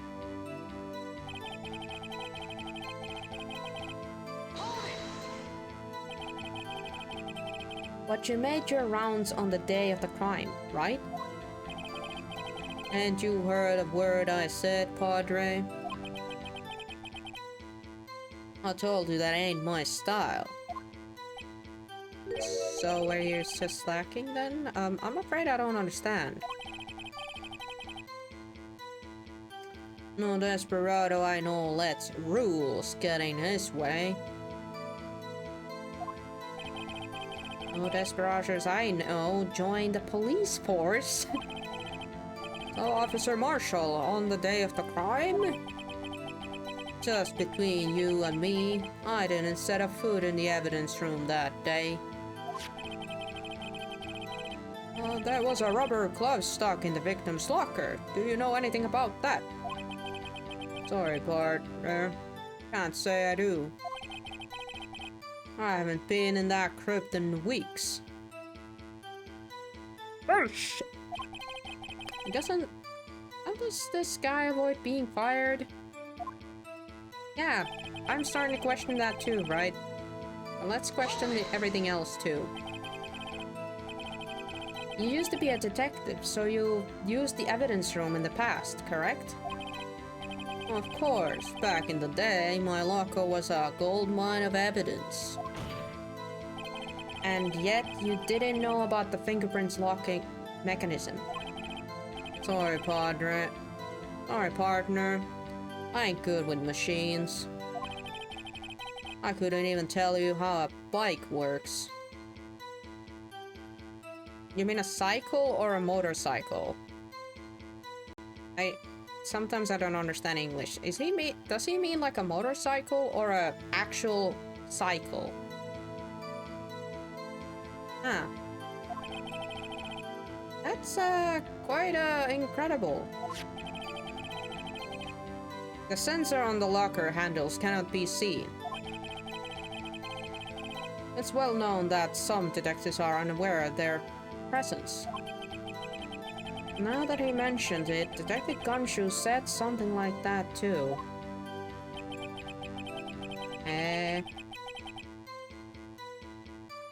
It's a regular bike and not a motorbike. Then he's just a moron. Yeah, because I can say that, yeah, I don't understand the machinery in the motorcycle, but a cycle, I can still, like, you know, understand how that works, so that's why I'm a little confused. How stupid is Jake Marshall trying to make himself seem here? At any rate, it doesn't seem that this is irrelevant to the crime. Can you tell us what you were doing when the crime took place?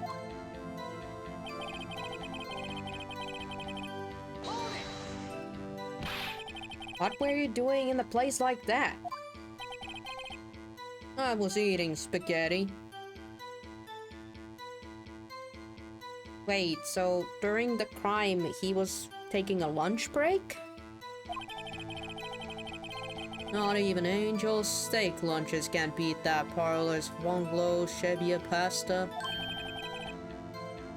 Do you mean to tell us you abandoned your police duties to eat some noodles?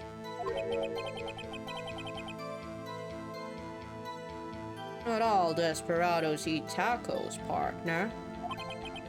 That's not what I meant. I hope this has at least taught you a lesson. That's strange. This is usually where Etcheward says, "Did you not want a race this year?"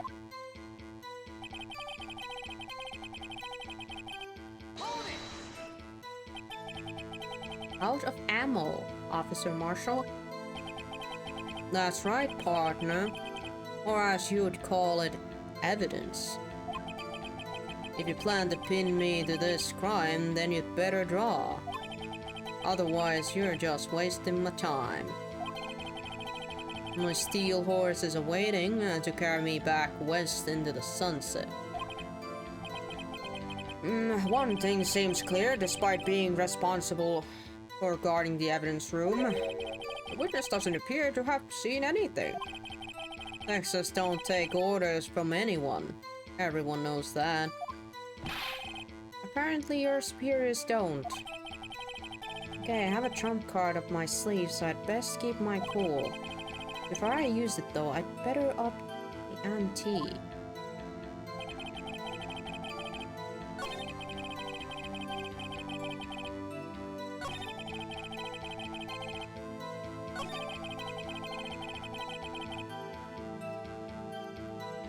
Now we just gotta find the spot where we present the bloody fingerprints. Was it this one?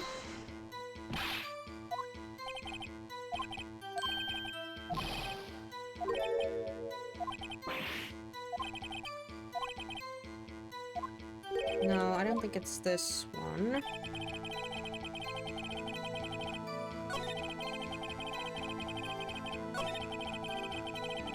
One's protected by 2 security systems. Said I was supposed to make rounds. This part?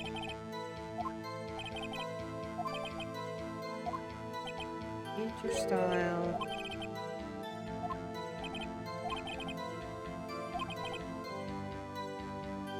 Yeah, in here he says that he didn't set a foot in there, so that has to be wrong. I'm gonna try this part.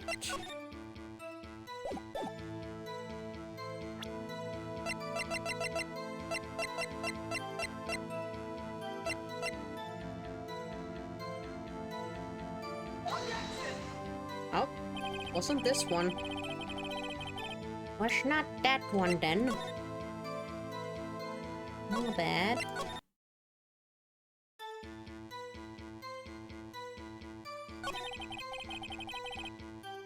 So if it wasn't this one, am I supposed to present it at the end?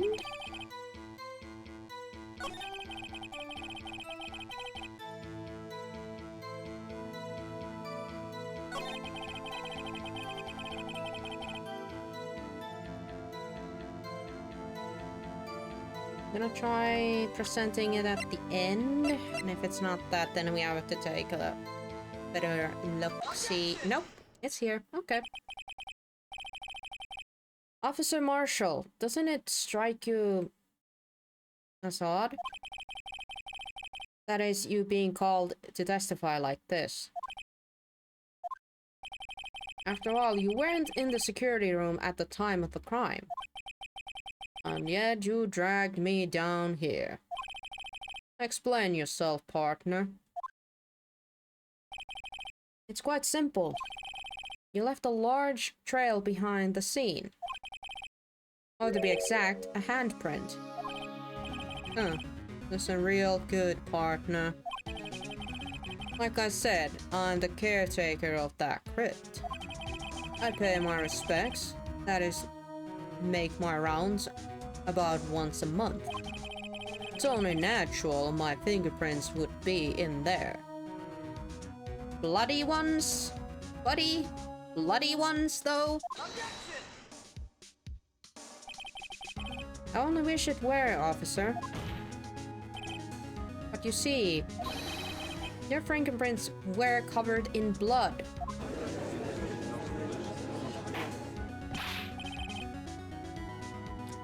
Witness, what's the meaning of this? Your blood-stained fingerprints were at the crime scene. The blood was wiped away, however. A luminous test clearly revealed this. Well, Officer Marshall? It seems to me there ain't a person in this room with a head on his shoulder. Pardon? I take it you have an explanation then, Officer Marshall. About the blood-stained fingerprints? Very well, you may begin your testimony about your fingerprints. Found at the scene of the crime. He had a nosebleed. Psst. Sure. Sure he did. Like I said, it's only natural for my fingerprints to be in that evidence room. One of them just happened to be at the same place as the blood-stained handprint. The murderer touched the locker where my fingerprints was by chance. The bloodstains and the fingerprints are completely unrelated. Or didn't you know the murderer was wearing gloves?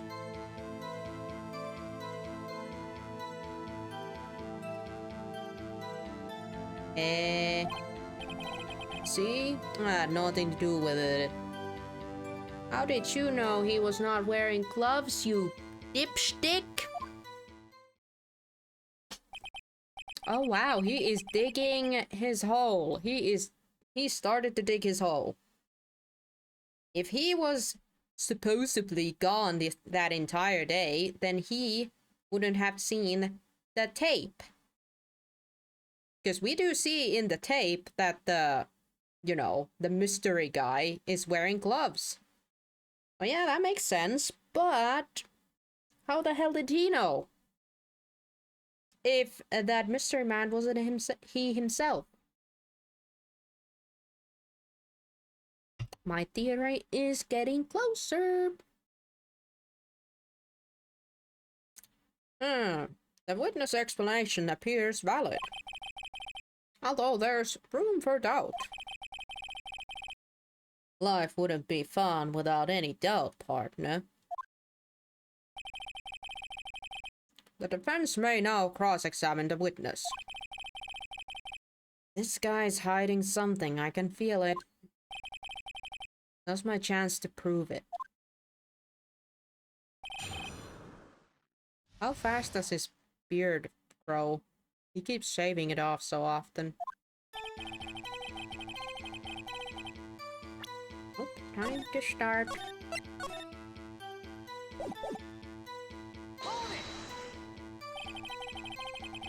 That's because you, how did you put it, pay your respects once a month?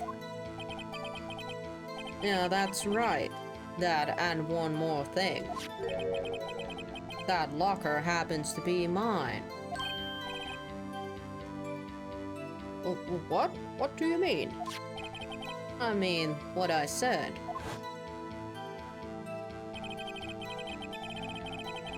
That's the locker I used when I was a detective. The locker I still use. All that's in there now, though, it's a heap of broken dreams. I see. It'd be strange if my prints weren't all over that locker. Apparently his fingerprints data was never removed from the locker's programming. He must have been using the fingerprint lock all this time without ever knowing it. Alright, found a bloody handprint on Marshall's own locker. The prints have been wiped.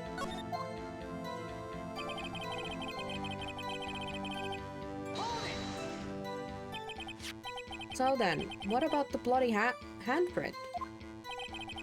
Wasn't mine. It's no mystery. But that's stupid. That's just literally stupid, because we have another bloody handprint on Gumshoe's locker. Oh wait, was that bloody? I think it was. Shoot. Keep forgetting.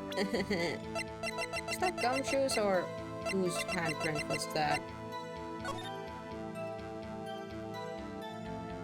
Marked only the blood parts there, so...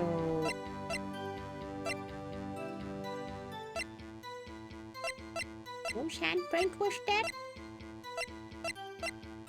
Did we test it out? I don't remember. Please explain. My locker is covered in my fingerprints. It just so happened.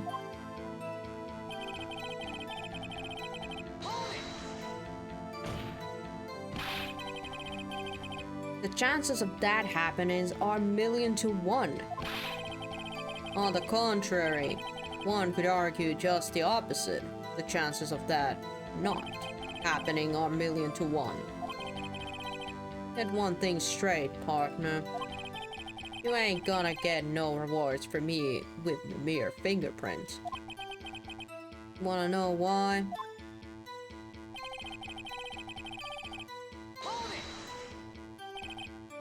Unrelated?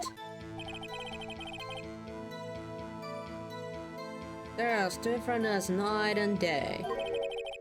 Kinda like cereal and cereal. One's got to do with breakfast, while the other's a type of murder. He's right, although seemingly alike, they're totally different. I don't see what hominids have to do with this, but okay. Guess we're using the club thing then. How did you know that? I may be a loner, but I still do my job and keep up on the reports. There was a bloodstain at the scene, though to be left by the murderer. That's right. It was found on Detective Gumshoe's locker. But why wasn't that wiped? However, no fingerprints were detected on that handprint. Alright, I think we tried that. Oh, right, we didn't... So that was the glove hand.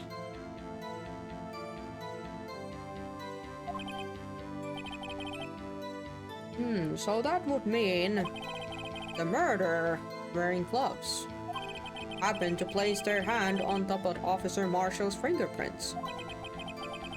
That's the only logical conclusion. So why the hell was that wiped, then? I'm starting to get the picture, partner. The picture? A seal of blood in the desert is just food for the buzzards. There's only one reality, and that's this. The security tape. So long as my trail isn't in there, you can't say otherwise. This isn't getting us anywhere, Mr. Wright. Please consider carefully where you're going with this cross-examination. Yes, Your Honor. Well then, continue your testimony, Officer Marshall.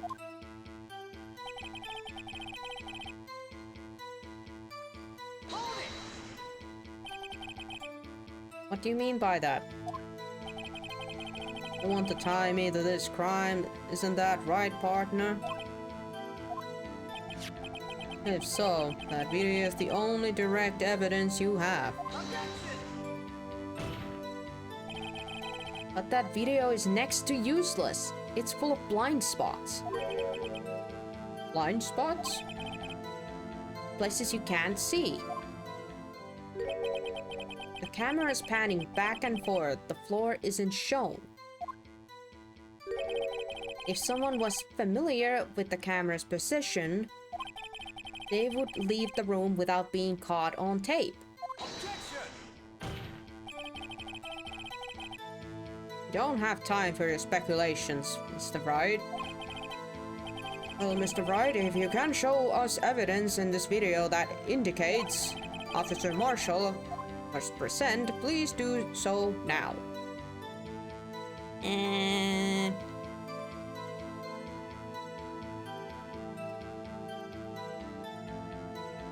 I feel like we have to try at the very least.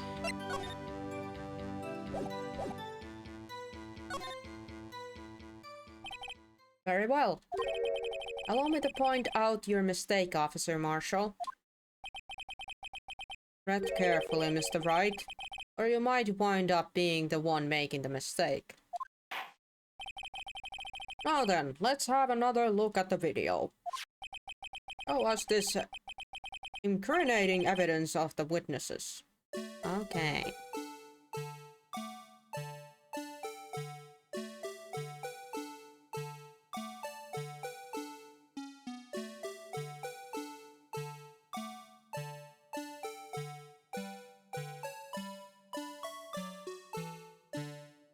Can we now show the locker? His own locker that all of a sudden appears like a white cloth there? Because it doesn't show currently. See, it's not showing there. Get ready.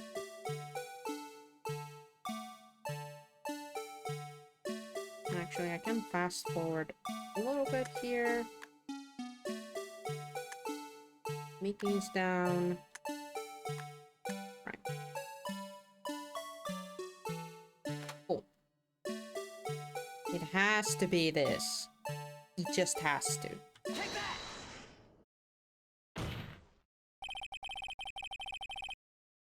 Bringing our attention back to the security camera. It's a mistake I'm afraid you'll soon not forget, Officer Marshall. The days are short in Texas, and so are your tempers. Our tempers? Could you sum up what you have to say in 8 words or less? Very well. You can clearly be seen in this video. Exactly 8 words. Not bad, partner. The key lies in a certain locker shown in the video. Yes, I'm so happy I pointed out it. Yay! That locker with the white cloth sticking out. That was the witnesses, I believe. Now then, let's rewind the video a bit.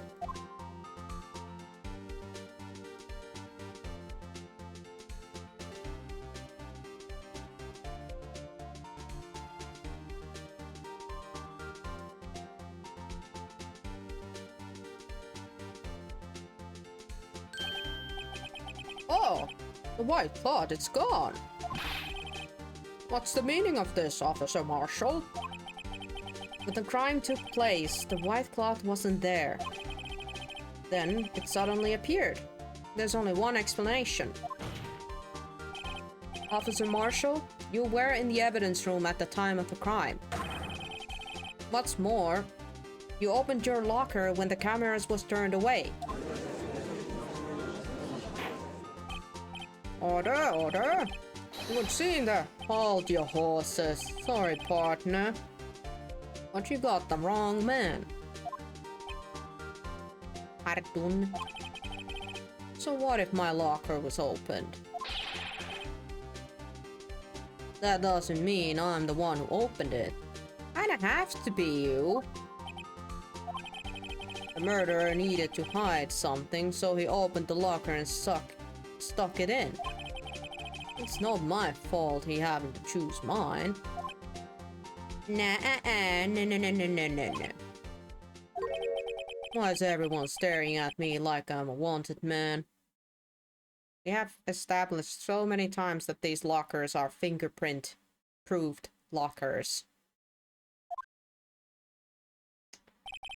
This guy isn't just playing dumb. He really doesn't know. I hate to rain in your parade, but you're the only person who can open that particular locker. Oh yeah? I'll call your bluff. Ay.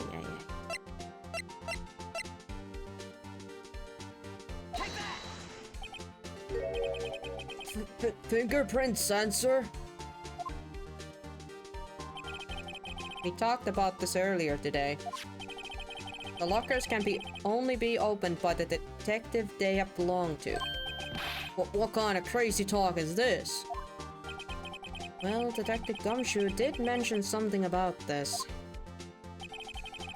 Well, in any case, the locks aren't that obvious. There are even some people in the force that don't know about the fingerprint locks. Oh my god. So, Sheriff, what do you have to say in 8 words or less?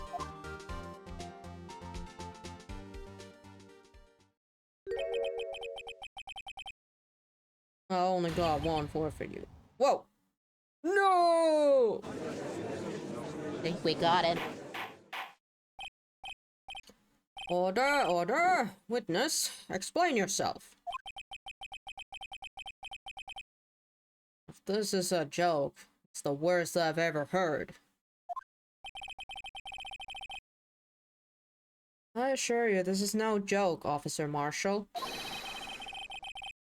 Now then, please tell us, what were you doing in the evidence room at the time of the crime? Stealing evidence? Here's the thing. He was also working on the SL9 incident, so knowing that those evidences were gonna be, you know, be transferred and locked away, why would he want those evidences? Well, please answer the question. Where is he now? Bullfighter? That's all right, Officer Marshall. I believe we can figure the rest out from here. We can? We can? Can we? Have a look at these floor plans. There is no place for someone to hide in the evidence room. Yet Officer Meekins didn't see Officer Marshall. Wright is confident, you're not. Yeah, I wanna see what Wright says first. If that's so, then where was the witness? It seems Mr. Wright has an answer. That's right. The only possible conclusion. Well then, let's hear it. Eh?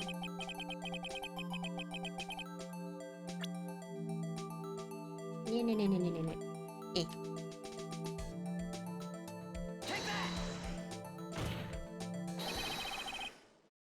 Officer Marshall was standing right here. There, but that's where the victim, Detective Goodman, was. Correct, unless the man wasn't Detective Goodman. I believe the victim in the video is Officer Marshall. It was you, dressed up like Detective Goodman. But that's preposterous. Officer Meekins witnessed the detective at the crime scene. Once he saw the man's face, he'd known for sure. But Meekins didn't see the face. May I point out, though, that Officer Meekins did not know Detective Goodman. He also testified about the man's reaction when confronted. When I entered the evidence room, I asked him to show his card, sir. Yes, and how did Detective Goodman respond? He suddenly pulled a knife on me. Something about the officer's stories puzzled me. If the man had had his ID card, why didn't he just show it? Yes, he would have just needed it to enter the evidence room, so he must have been carrying it. The answer is simple. He couldn't show it. As you can see, Detective Goodman's picture is on his ID card. Oh, I get it. If he had shown that, his cover would have been blown. Officer Meekins would have realized the man wasn't Detective Goodman. You have anything to say to this, Officer Marshall? You've got quite the imagination, partner. We've got a term for that, and it's called circumstantial evidence.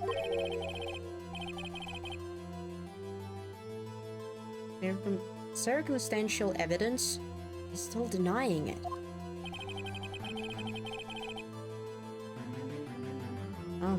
goodness, he's being almost as difficult as that star woman. Almost. That woman's still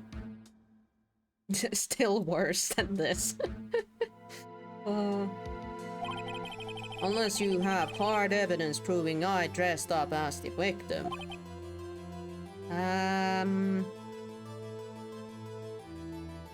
Do we have that? I can't say I particularly care for your uncooperative disposition. I can't say I care for your beard, but you don't see me complaining. You said that twice now. Well, Mr. Wright, do you have any evidence proving beyond shadow of the doubt? Hold on. Do we have?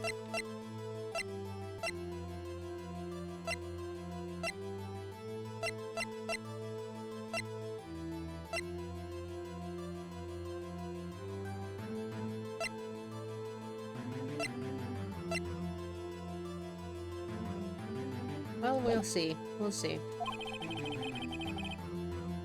That Officer Marshall dressed up as the victim. Well, what am I kidding? I don't have anything like that. That's what I was thinking, like, do we have something that proves that... I really hope Edgewort is about to shout out something at this point, but... I can see the fear in your eyes, partner. Seems you're the one who couldn't take the desert heat. Ah, this can't be happening. It's so obvious he's the one. What can I do? Edgy! Please, Edgy! Help! Come on, buddy! Please tell me you got something. He does!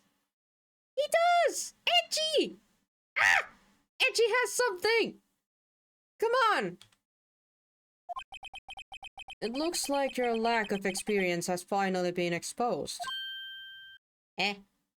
Oh, never mind. Never mind, he's just slandering me. Never mind, I got excited for nothing. My bad. I'll pass on to what someone told me when I was just starting out. When you run into a wall with no place to go, return to basics. The basics? For me, that would be what Mia used to tell me. Turn everything upside down? Yeah, try thinking outside the box. I shouldn't look for proof that Officer Marshall was in disguise, but rather I should look for evidence that came about because he was in disguise. So evidence that came about because he was in disguise. Why do you think this locker was opened in the first place? What do you mean? There's no reason for Officer Marshall to open his locker at the time of the crime. Yet he did, despite the chance it might be discovered later as it has been. Which means he didn't originally plan to open his locker. According to the defense argument, Officer Jake Marshall dressed up as Detective Goodman at the time of the crime. Then after the crime was committed, he opened his own locker for some unknown reason. The fact that a white cloth is sticking out of the locker seems to indicate that. He opened it in order to put the cloth inside. So, just what exactly is this piece of cloth? The disguise. Perhaps the video is the key to all our unanswered questions. I don't have any I don't have any evidence, so this video is my only shot. Yeah, I'm guessing we're gonna have to point out that he's wearing a disguise and he has to put that away. Very well, let's take another look at the security tape. After committing the crime, the witness opened the locker to put away the white cloth. Please show us why the witness had to open the locker.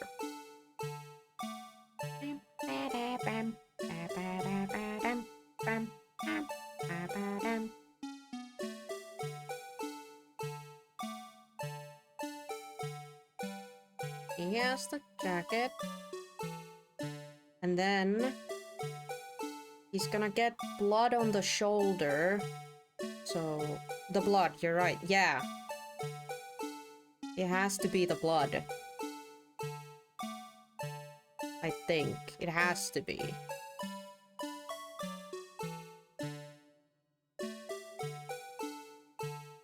Now they're gonna start this. Stop. This. Gonna have to point out this. We'll see.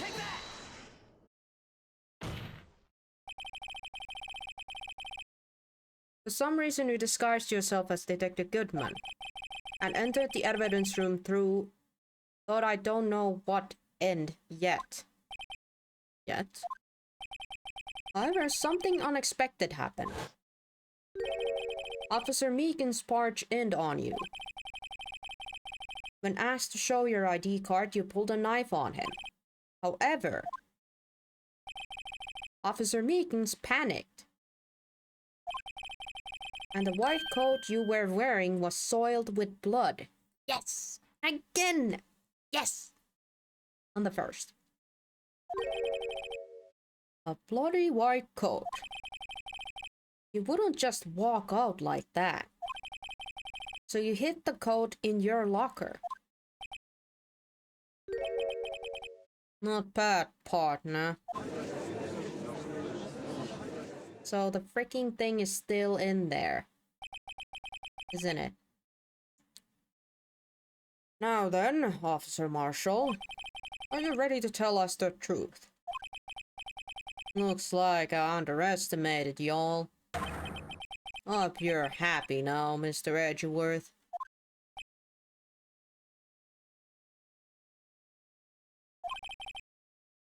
Okay, we are getting some dirt, I'd say.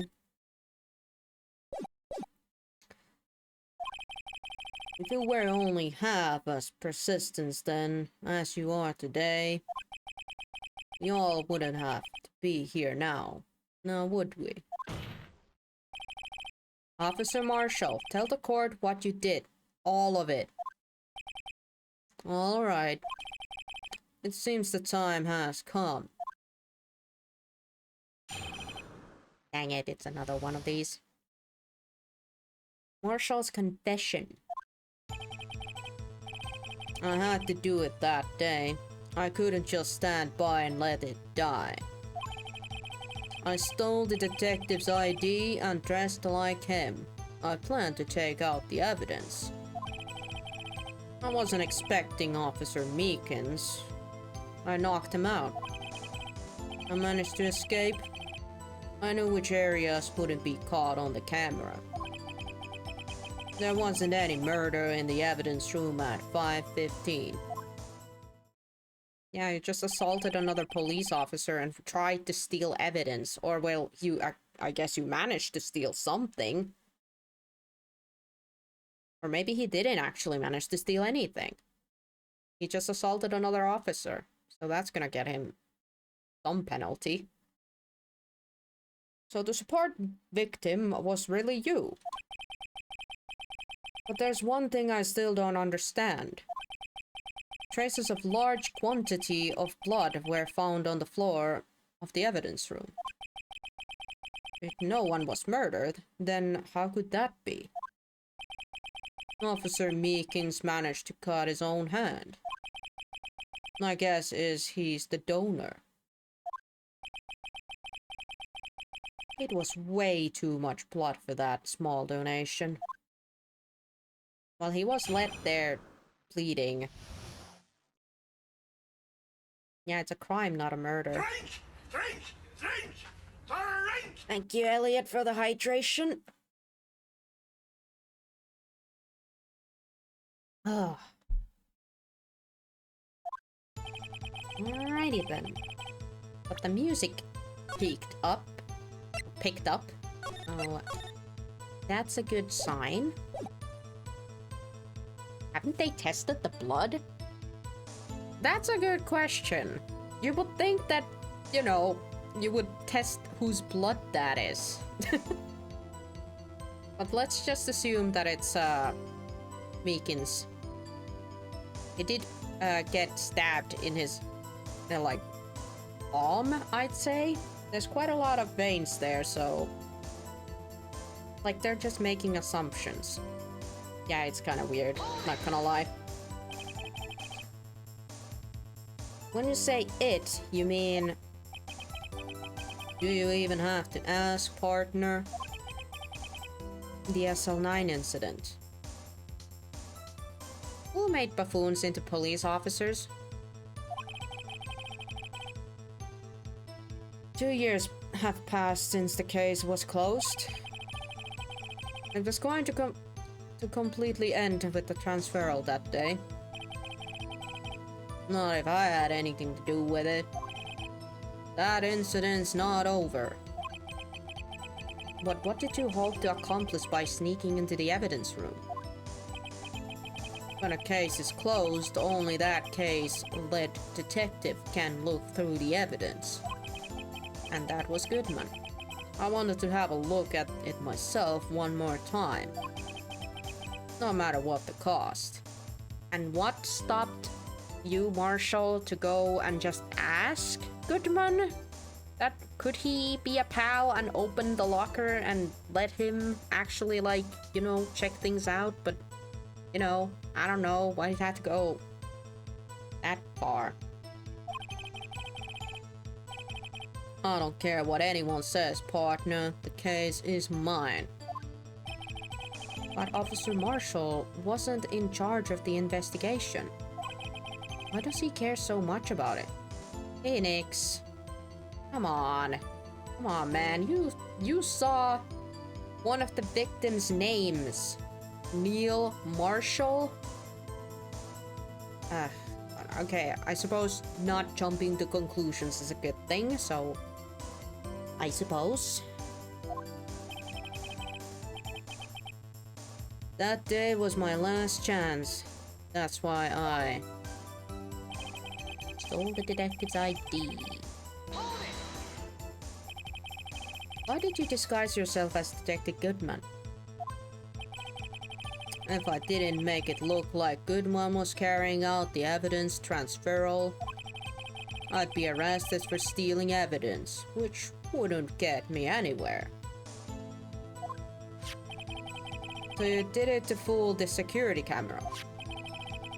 And the detective's ID card. I stole that the morning of the incident. So that really was why Goodman started filling out that lost item report. I returned his ID card. I left it on the floor in the prosecutor's office parking lot. So you left it in there? Okay. But why there? The ID card I found was left there by Officer Marshall then. So essentially, you managed to succeed despite your lack of foresight. What do you mean, partner? I mean the fingerprints activated lock, of course. No matter how well you disguised yourself, you couldn't change your fingerprints. Under normal circumstances, you wouldn't have been able to open that locker yourself. But he could have... Good, because a rubber gloves just happened to get stuck in the door. That means Detective Goodman must have opened the locker before Officer Marshall.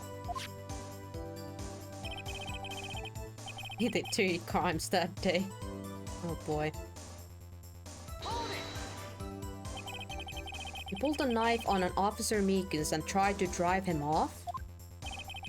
Let's just say I was a little surprised. I only planned on being in the evidence room for no more than 5 minutes. I didn't think anyone would actually come in during this sort of time. Officer Meekins certainly is a one-in-a-million type of person. Mistaking a detective for an intruder and demanding to show his ID. I'll have to think a little more about his race this year. When did Etchworth get so much influence? Anyway, he threw himself at me and I ended up cutting him slightly. The poor lad pleaded on the floor, and if he hadn't been discovered soon, he could have died of blood loss. I'm sorry I had to turn out that way. I mean, he got caught in a hand. Luckily not wrist, probably, but in the palm. That's still dangerous. If me knocking him out and everything. By the way, what happened to your knife? Oh, you mean this one? It literally has it in his hand. I don't think he was bleeding that bad. Oh, okay. I don't know what to say. He literally has the knife with him. So you knocked Officer Meekins out and managed to escape. So you did your research beforehand.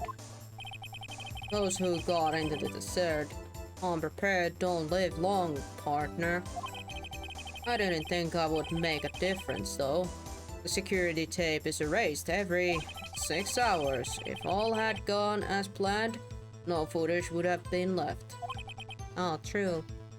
Because he would have himself erased it later, but since everything happened so fast, he didn't get the chance. However, you bloodied your coat in your struggle with Officer Meekins. If someone was in the security room when I came out, the jig would have been up. I opened my locker and stashed it in there. What was Officer Meekins doing that time? What else? He was sleeping like a baby. But what we were saying is on that day,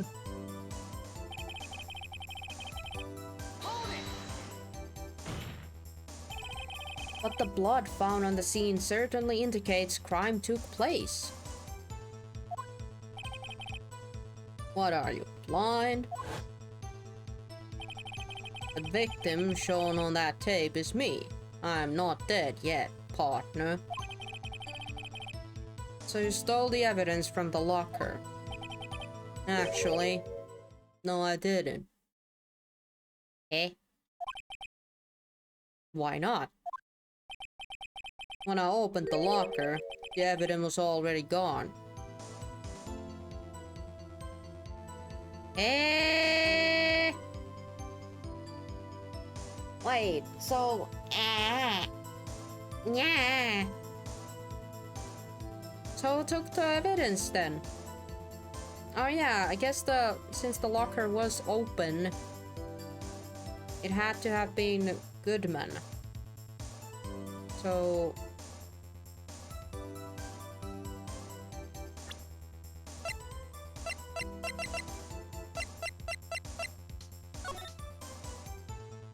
but we still don't know who the 777 person is.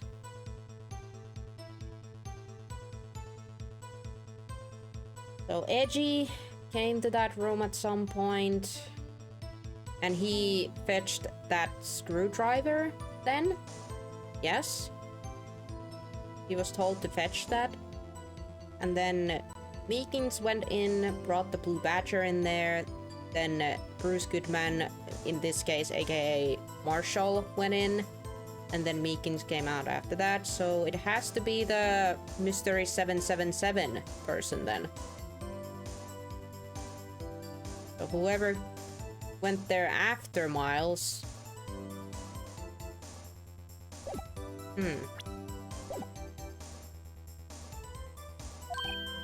What?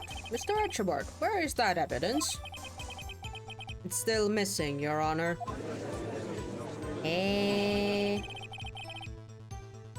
Story's getting good. Yeah. Also bad for us. That Goodman's locker was already empty. Someone else stole the evidence? Officer Marshall, may I ask you one thing? Fire away, partner. It's a free country. Yikes. Just remember, I'm also free to decide whether or not to answer. Why did you do this? Stealing detective's ID, injuring a police officer. This is no small offense. Moreover, you're an officer yourself. This will have serious consequences. It can't just be forgiven with a simple cut in salary. Not that salary cuts are even a valid solution. Like I said, this isn't your case. This one's mine. And I'll do anything it takes to get an answer I'm satisfied with. A witness has an unusual amount of zeal. Let's hear more.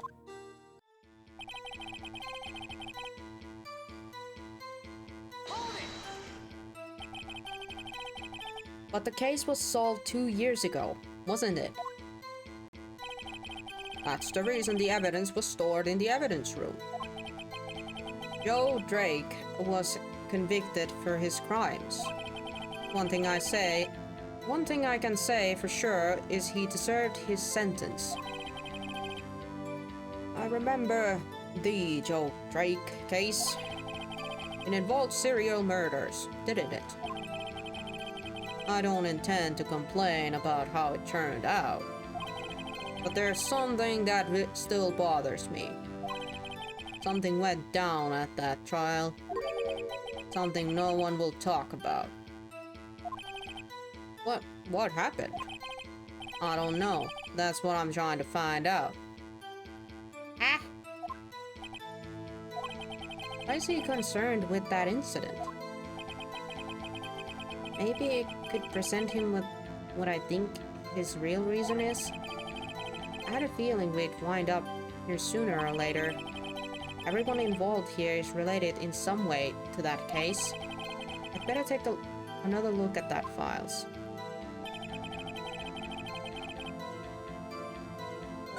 So I'm guessing it's the last part, and we're gonna bring out the SL9 incident. The entire papers, I think.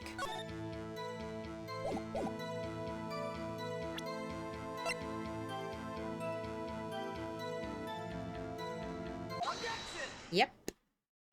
Correct. Officer Marshall, I think I understand.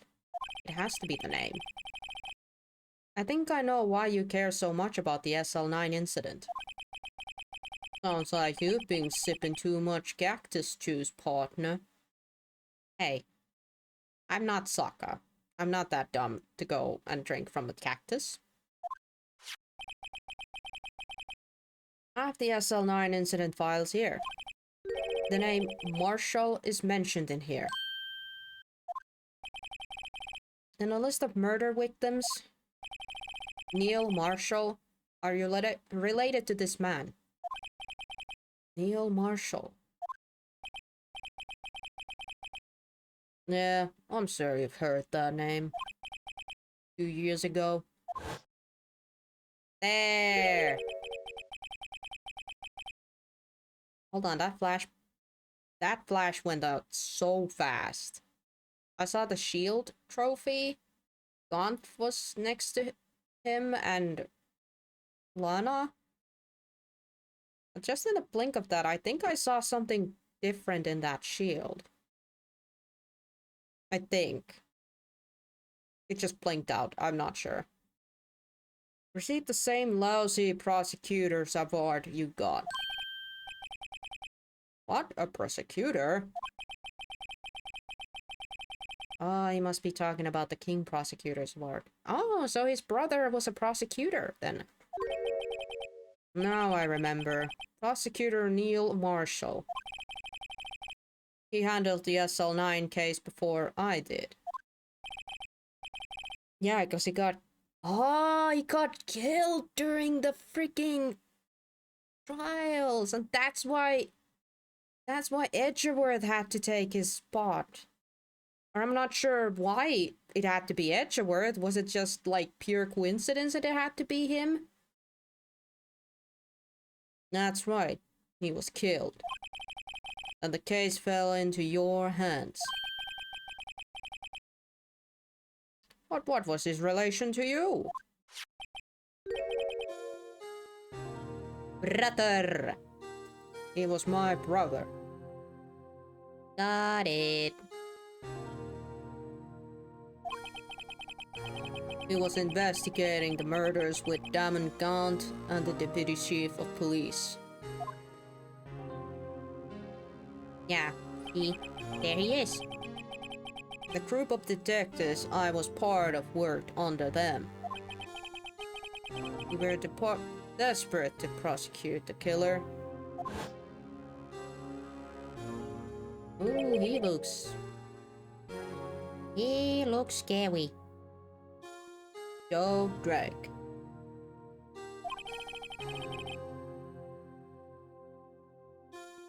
My brother fought Drake and was killed. That was the first time Drake left behind any evidence. That was all we needed.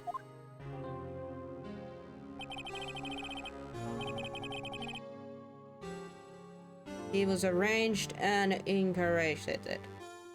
Case was finally closed.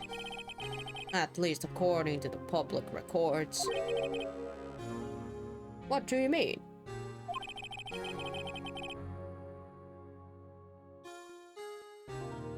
I found a lot of things. I'm gonna call you Detective Renotus. Oh, I became a detective instead of a lawyer. Yay! My brother couldn't have been killed by Joe Drake. Eh?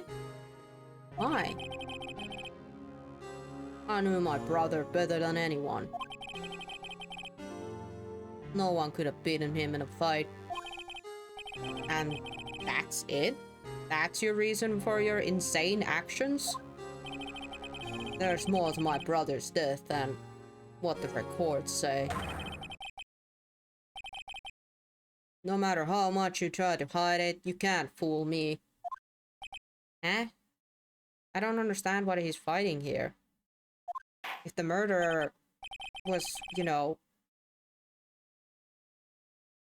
The murder was given death sentence, so... Eh?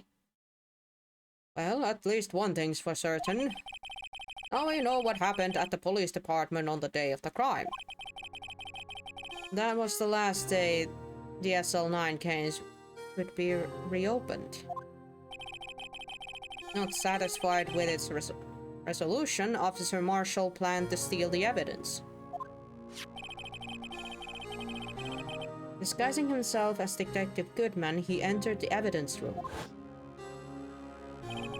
Officer Meekins confronted him, so he rendered him unconscious and fled. Yes, this mystery has finally been cleared up. No murder took place at the police department that day.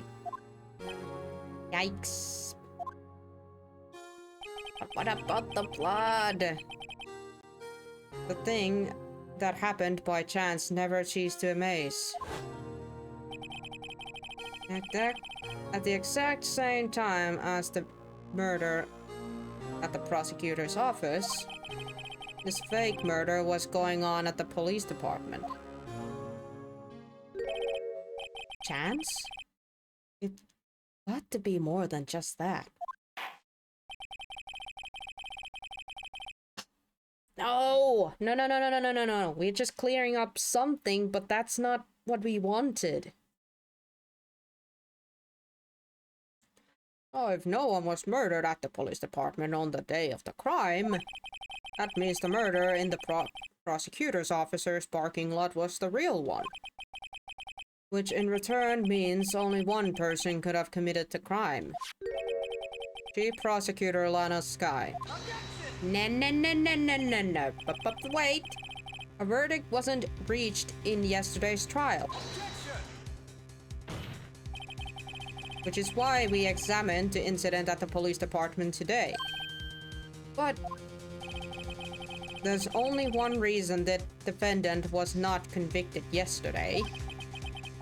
There yet remained the mystery of the simultaneous murder at the police department. It seems to me this boy's got the draw on you, partner. All of the mysteries at the police department have been resolved, no doubt about it. No. No. What about the evidence? Also, a murder took place at the prosecutor's office. The only suspect is Lana Sky. And the testimony of one, Miss Angel Star, is completely incontestable. If you have a response, make it a single word or less. Objection? No. Do not do that. I rest my case. No. Objection. Meep. It seems this trial has reached its conclusion. There's no room for doubt. Well done, Mr. Wright. Thanks to you, I didn't need to waste my time. Disproving the alleged murder at the police department. There's no doubt that I've proven today is true. The apparent murder on the security camera's tape really was fake. I didn't realize I would end up proving Lana guilty. Now then, the time for the verdict has arrived. This court finds the defendant. No. Beep. Hold it. Hi, Emma. So, please tell us you got something. Please tell us you got something. Your Honor! Wait! Emma? The defense has an objection. A scientific objection. Right? What do you mean, right? Mr. Wright? Are you this girl's guardian? Your Honor, in a sense. Please, Your Honor, all I'm asking is for a minute of your time. Please hear me out. Mr. Edgeworth, please. I don't want to leave any loose ends. You want a minute? I'll give you 3. I was kind of in a shock. I mean, finding out that the SL9 incident referred to the Joe Dark killings. Now that she mentioned it, the names of both Sky Sisters were in that file. But that's when I figured it out. I mean, what Officer Marshall was trying to do that day. So I knew his fingerprints had nothing to do with the crime. That left only one thing, the other handprint. You mean the traces of blood found on Detective Gumshoe's locker? But no fingerprints were found on it, right? No, but I figured if I examined it scientifically, I'd be sure to find a clue. So I ran over there and looked at it again. So did you find something? No. Huh? Huh? Het hurti. Het hurti. Okay. So what did you actually found, if not anything new about that?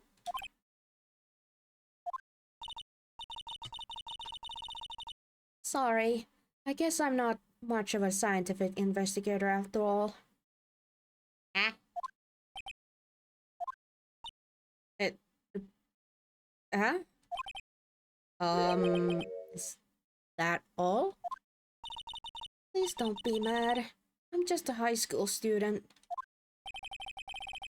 And I'm just an attorney, not a detective. But Mr. Wright, those traces of blood are the only clue we have.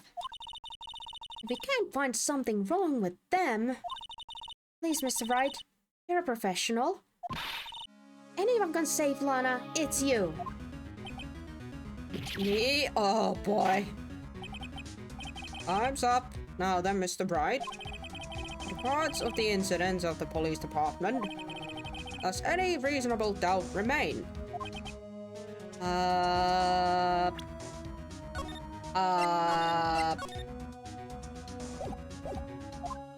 You'd be surprised! Ooh. It appears that defense is troubled by the other blood marks.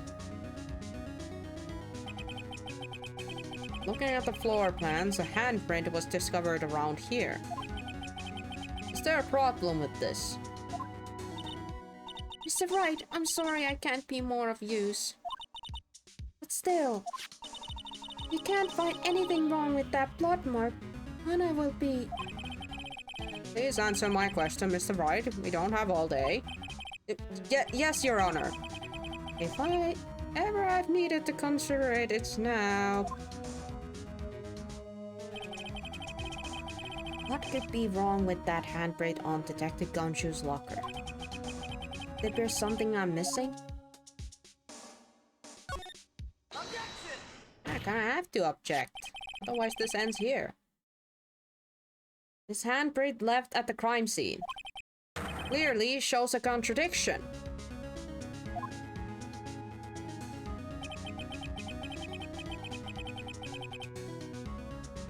The only thing that seems clear is your grasping, Mr. Wright. You've been staring pretty intently at those floor plans. Tell me, is there a problem with them? Yes, this is strange. Take a good look at these floor plans. Something is missing. Missing? You mean something hasn't been drawn on there? Yes, something that, when drawn, will completely change the meaning of the plot mark. I mean, in our plot plan. What am I saying? In our floor plan, which is this one, we got the huge plot pile in front of the locker that presumably wasn't there anymore. It has to be that. Let us pray the defense isn't simply trying to buy time. Very well, Mr. Wright. With all this evidence here, there's gotta be something I can use.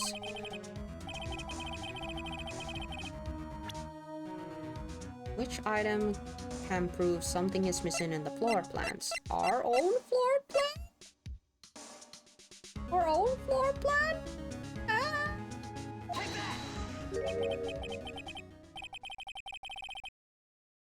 Uh-oh. Was that a wrong one?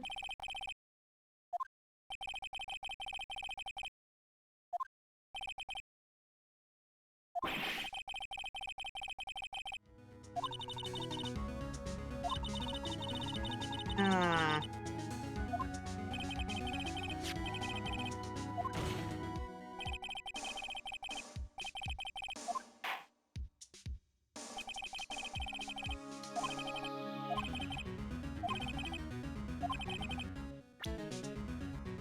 Okay, which item can prove something is missing in the floor plan? It wasn't our own floor plan, so...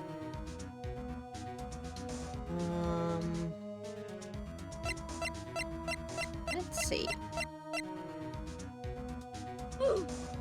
Yeah, that was a gut punch. Yeah. Wolf indeed. Blue badger? I mean, we can try that. We can certainly try that.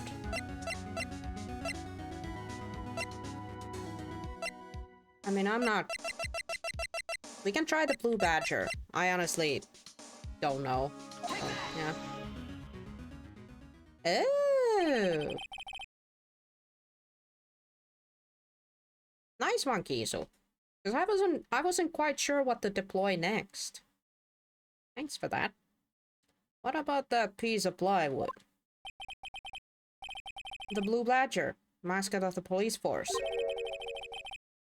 Defender of truth, guardian of proof. Explain yourself, Mr. Wright. Please look at the floor plans of the crime scene. The blue badger is not there. So what happens when we put him in? He blocks the flipping locker that has the handprint. Oh, what is this? We are getting raided by space fish. Hi, fish. Hi, you little alien buggeroos. Welcome, welcome.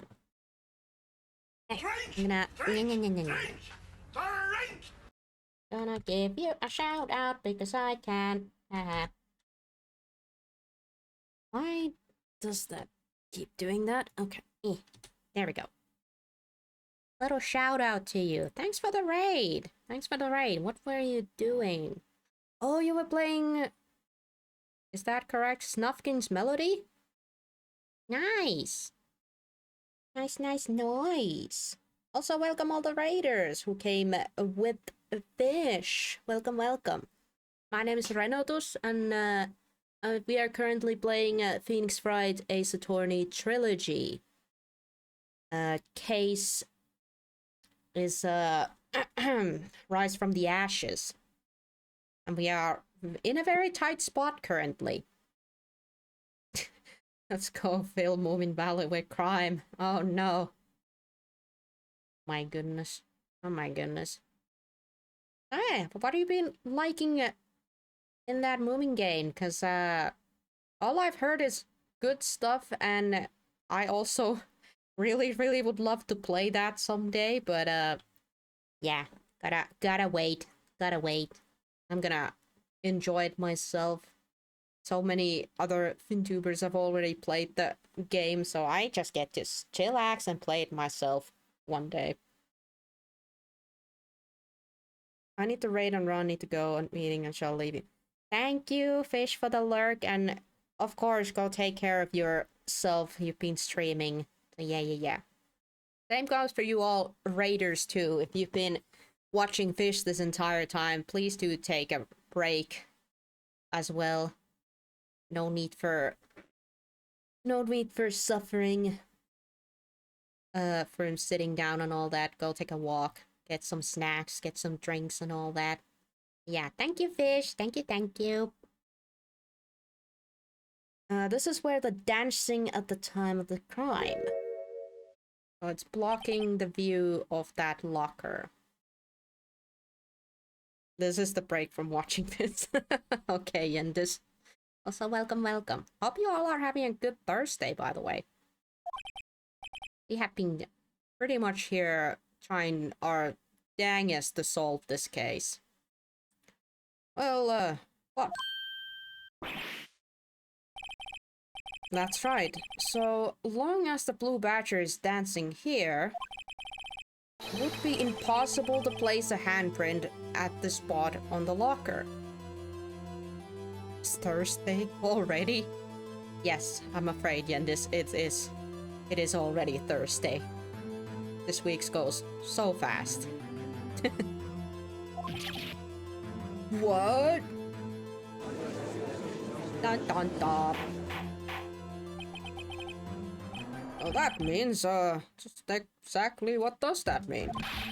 It means it can't be done.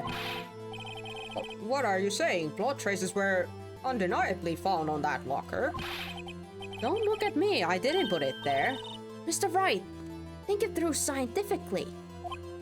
Emma? On that afternoon, Officer Meekins was the one who brought the blue badger to the evidence room, right? After I put it down, it would be impossible to leave a handprint on that locker. So that must mean this blood mark was left there before the blue badger was brought in? It was just Wednesday last week. Oh, you've been blinking out this entire week then. Just one moment. I will not allow such far-fetched blabberdash in my courtroom. It may sound far-fetched, Your Honor, but it's the only possible explanation. On February 21st, in the police department's evidence room, blood was spilled, not once but twice. Finally, Edgy looks a bit, well, on edge. Unintended. Time was captured on this tape, taken by the security camera. Officer Meekins caught his hand, from which a trivial amount of blood fell. The problem is the other time.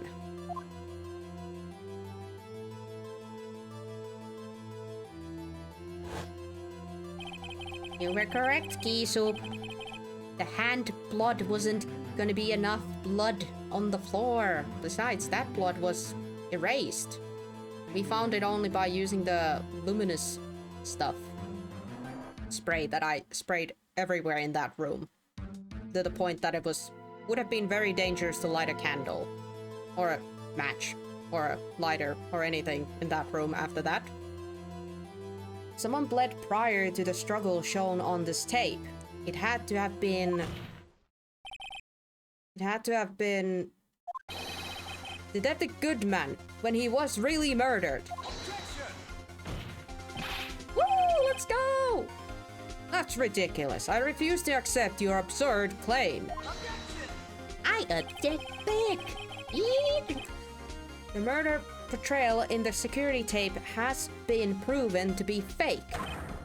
However, that does not explain the blood mark found on the locker. Oh, the desk slamming began! You get edgy. So then, assuming this murder, your report, really happened, when did it take place? I demand you show evidence that proves when it occurred. Right. Yeah, that's the part where I also would like to know. Test the hecking blood. Wait, Goodman died twice? I think Goodman died only one time, and his body was transferred into the parking lot via Edgeworth's trunk. You think Elliot thinks it's the ID record? It might be. I was also thinking about the ID record, but we'll see once they, you know, asked more detailed. When did the first incident occur? Because I was also thinking it was either the ID sheet, this piece of paper, or this. Goodman's autopsy report. Died within an hour and a half of 4 p.m. due to loss of blood. So it's either the ID or this. To summarize, the defense claims that prior to Officer Meekins being caught by Jake Marshall, who had posing as Detective Goodman, another incident took place in that evidence room. That's right, the blood mark on the locker proves this. Very well, then tell us. When did this first incident occur? As Mr. Edgeworth said, proof must be presented. Proof that shows when the murder took place. There's only one piece of evidence that shows that. Now then, will the defense please present the evidence? that shows when the first crime took place. Let's try the ID sheet first. Let's try that first, and if that doesn't, if it's not that, then we'll try the autopsy report.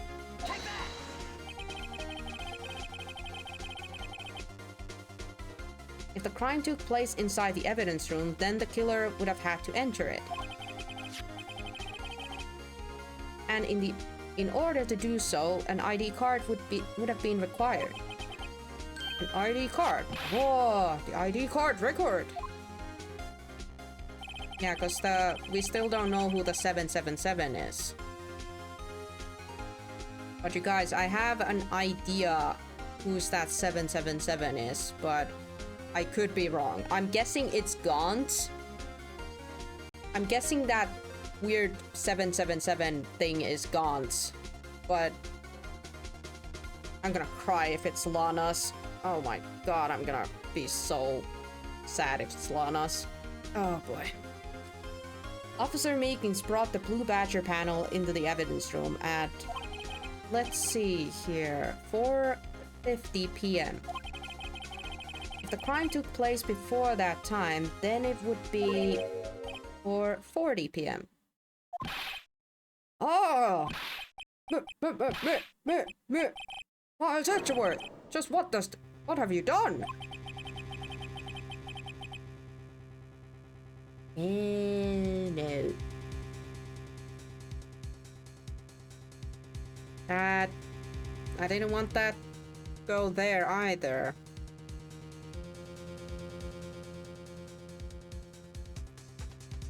Fudge. Oh my god. That's why Gaunt wanted Miles Edgeworth to go fetch that stupid screwdriver evidence at the exact time. They are literally making him like, what is that word? Lavastaa. Nämä tyypit lavastaa Edgeworthin ihan niinku kunnolla. Frame, thank you. To frame him for murder, thank you. Lost my words there. I never would have figured, you had the nerve, boy. Drop the act, witness. It doesn't take a lot to try to figure out this couldn't have been me. Huh? No, I ain't getting it. I'm afraid I don't understand either. Yay. It's clear from the luminol test that blood was there. Okay. Oh, sorry. I had to sneeze. Ugh. I didn't want to break your guys' ears. Ugh. However, when the second crime took place, both Officer Meekins and the Officer Marshall failed to notice the blood. That means the blood from the first crime was wiped away by the real murderer. I would have had just 10 minutes to murder the victim, carry his body away, and clean up the blood. Unfortunately, that's physically impossible. Aha! There you go, you dingoes. Oh, that would mean crime must have taken place before Mr. Edgeworth entered the evidence room. Let's look at the chart again. There's only one other card number remaining. Talk about a lucky number. But wait, that doesn't make sense. How could Detective Goodman have entered the evidence room? Since there's no record of his card being used beforehand, he must have entered along with the real murderer. Uh-huh. That's the only plausible explanation. He went in with 77777. Mr. Edgeworth, please look into this ASAP. Find out whose ID number is this number. That's 17 too many, Your Honor. Unfortunately, I'm unable to look up the owners of that ID card. At least at present. What? Explain yourself, son. The ID number belongs to someone with a rank of a captain or higher.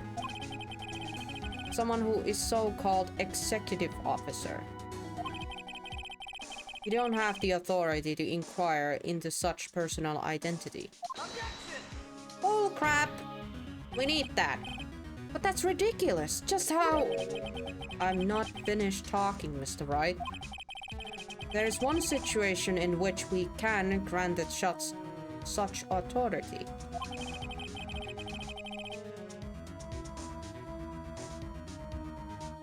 If an official charge filed against the executive is accepted. An official charge? You're all alike, aren't you? With your cover-ups and your forges. That's how the prosecutor's office operates. Why do you hate them so much? Your own brother was one of them. What the frick's your problem, Marshal? I take pride in my work, Officer Marshal. I would appreciate if you would keep your slander to yourself. Slander, is it? Okay. Let me ask a question. Yes? No, not you. To her, the defendant sitting over there. Your own little executive. Anna? Don't be stupid. She's been charged with murder. Of course we've looked up her ID number. And it's not 77777. Don't play me for a fool, partner. That's not what I want to ask. All I want to know is one thing about that incident. The SL9 incident? Answer me this, Chief Prosecutor. In that trial 2 years ago, did you really only use legitimate evidence? Wow. You need the witness to repeat the question, Chief Prosecutor. I heard him fine, Mr. Etcheworth. 2 years ago, I was in charge of the prosecution for the trial. At the time, occasionally we felt the powerless of the law. At least I did. Älä kaiva syvempää kuoppaa itsellesi, Lana! Lana? Yamiru? Yamiru? Please? I'm trying to defend you. I beg of you. Lana! I became a prosecutor in order to suppress crime with the law. But before I realized it, we were the ones being suppressed by the law. Defendant, just what are you saying? I'll ask you again, Chief Prosecutor. During that trial 2 years ago, did you really present all the evidence in court? Can you look me and the investigator in that crime in the eye and say that you did? Chief Prosecutor, you didn't. I don't have to, Officer Marshal. Why won't you answer him? Drastic crimes require drastic measures. That's just the way it is. We did what we had to, in order for him to get the verdict he deserved. But Lana... Even if it involved forging evidence. Eh? But they still got the murder, right? What? I'm so confused. See, that's what I'm talking about. No, no! Dear God.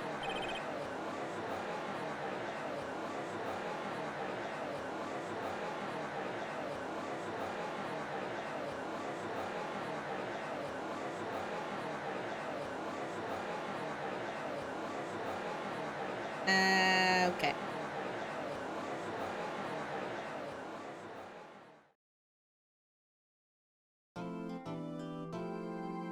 La la la la la la. Seriously?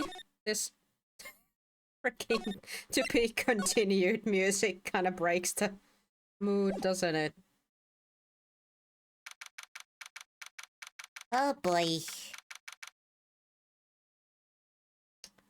February 24th. 312. Wright and CEO Law Offices. I'm so sorry, Mr. Wright. I'm sorry for what my sister said.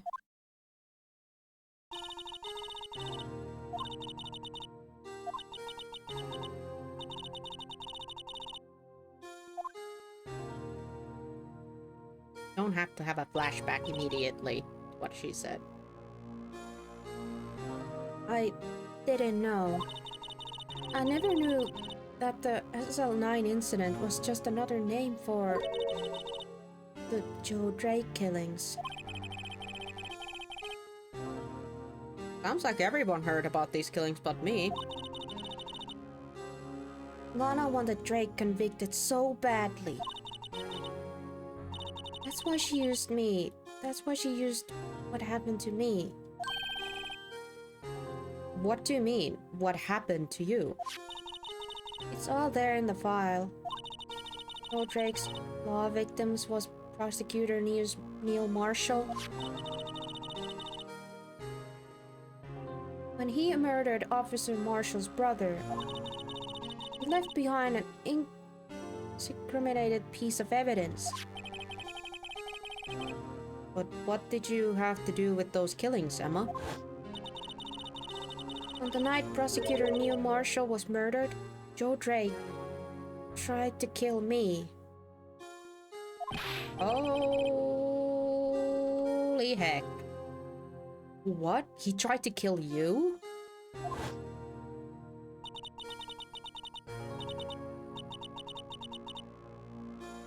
Officer Marshall's brother, Neil, was only trying to save me. That's why he lost the fight. So that means you... Yes. I was a witness in Joe Drake's trial. I didn't see that one coming. Okay. Oh boy. Oh boy, oh boy. But I'd say, fortunately, I think we're gonna have to end it here. But at the very least, now we are on to something. We cleared out the whole shebang at the police department, in a sense. No! Kiso, please. I need to rest my voice. I've had to voice a lot of low-voiced guys here. I'm sorry. But I'm pretty sure we have, like, another day to, find more evidence. And then there's another trial. And I have a feeling that's, like, the last trial. It has to be.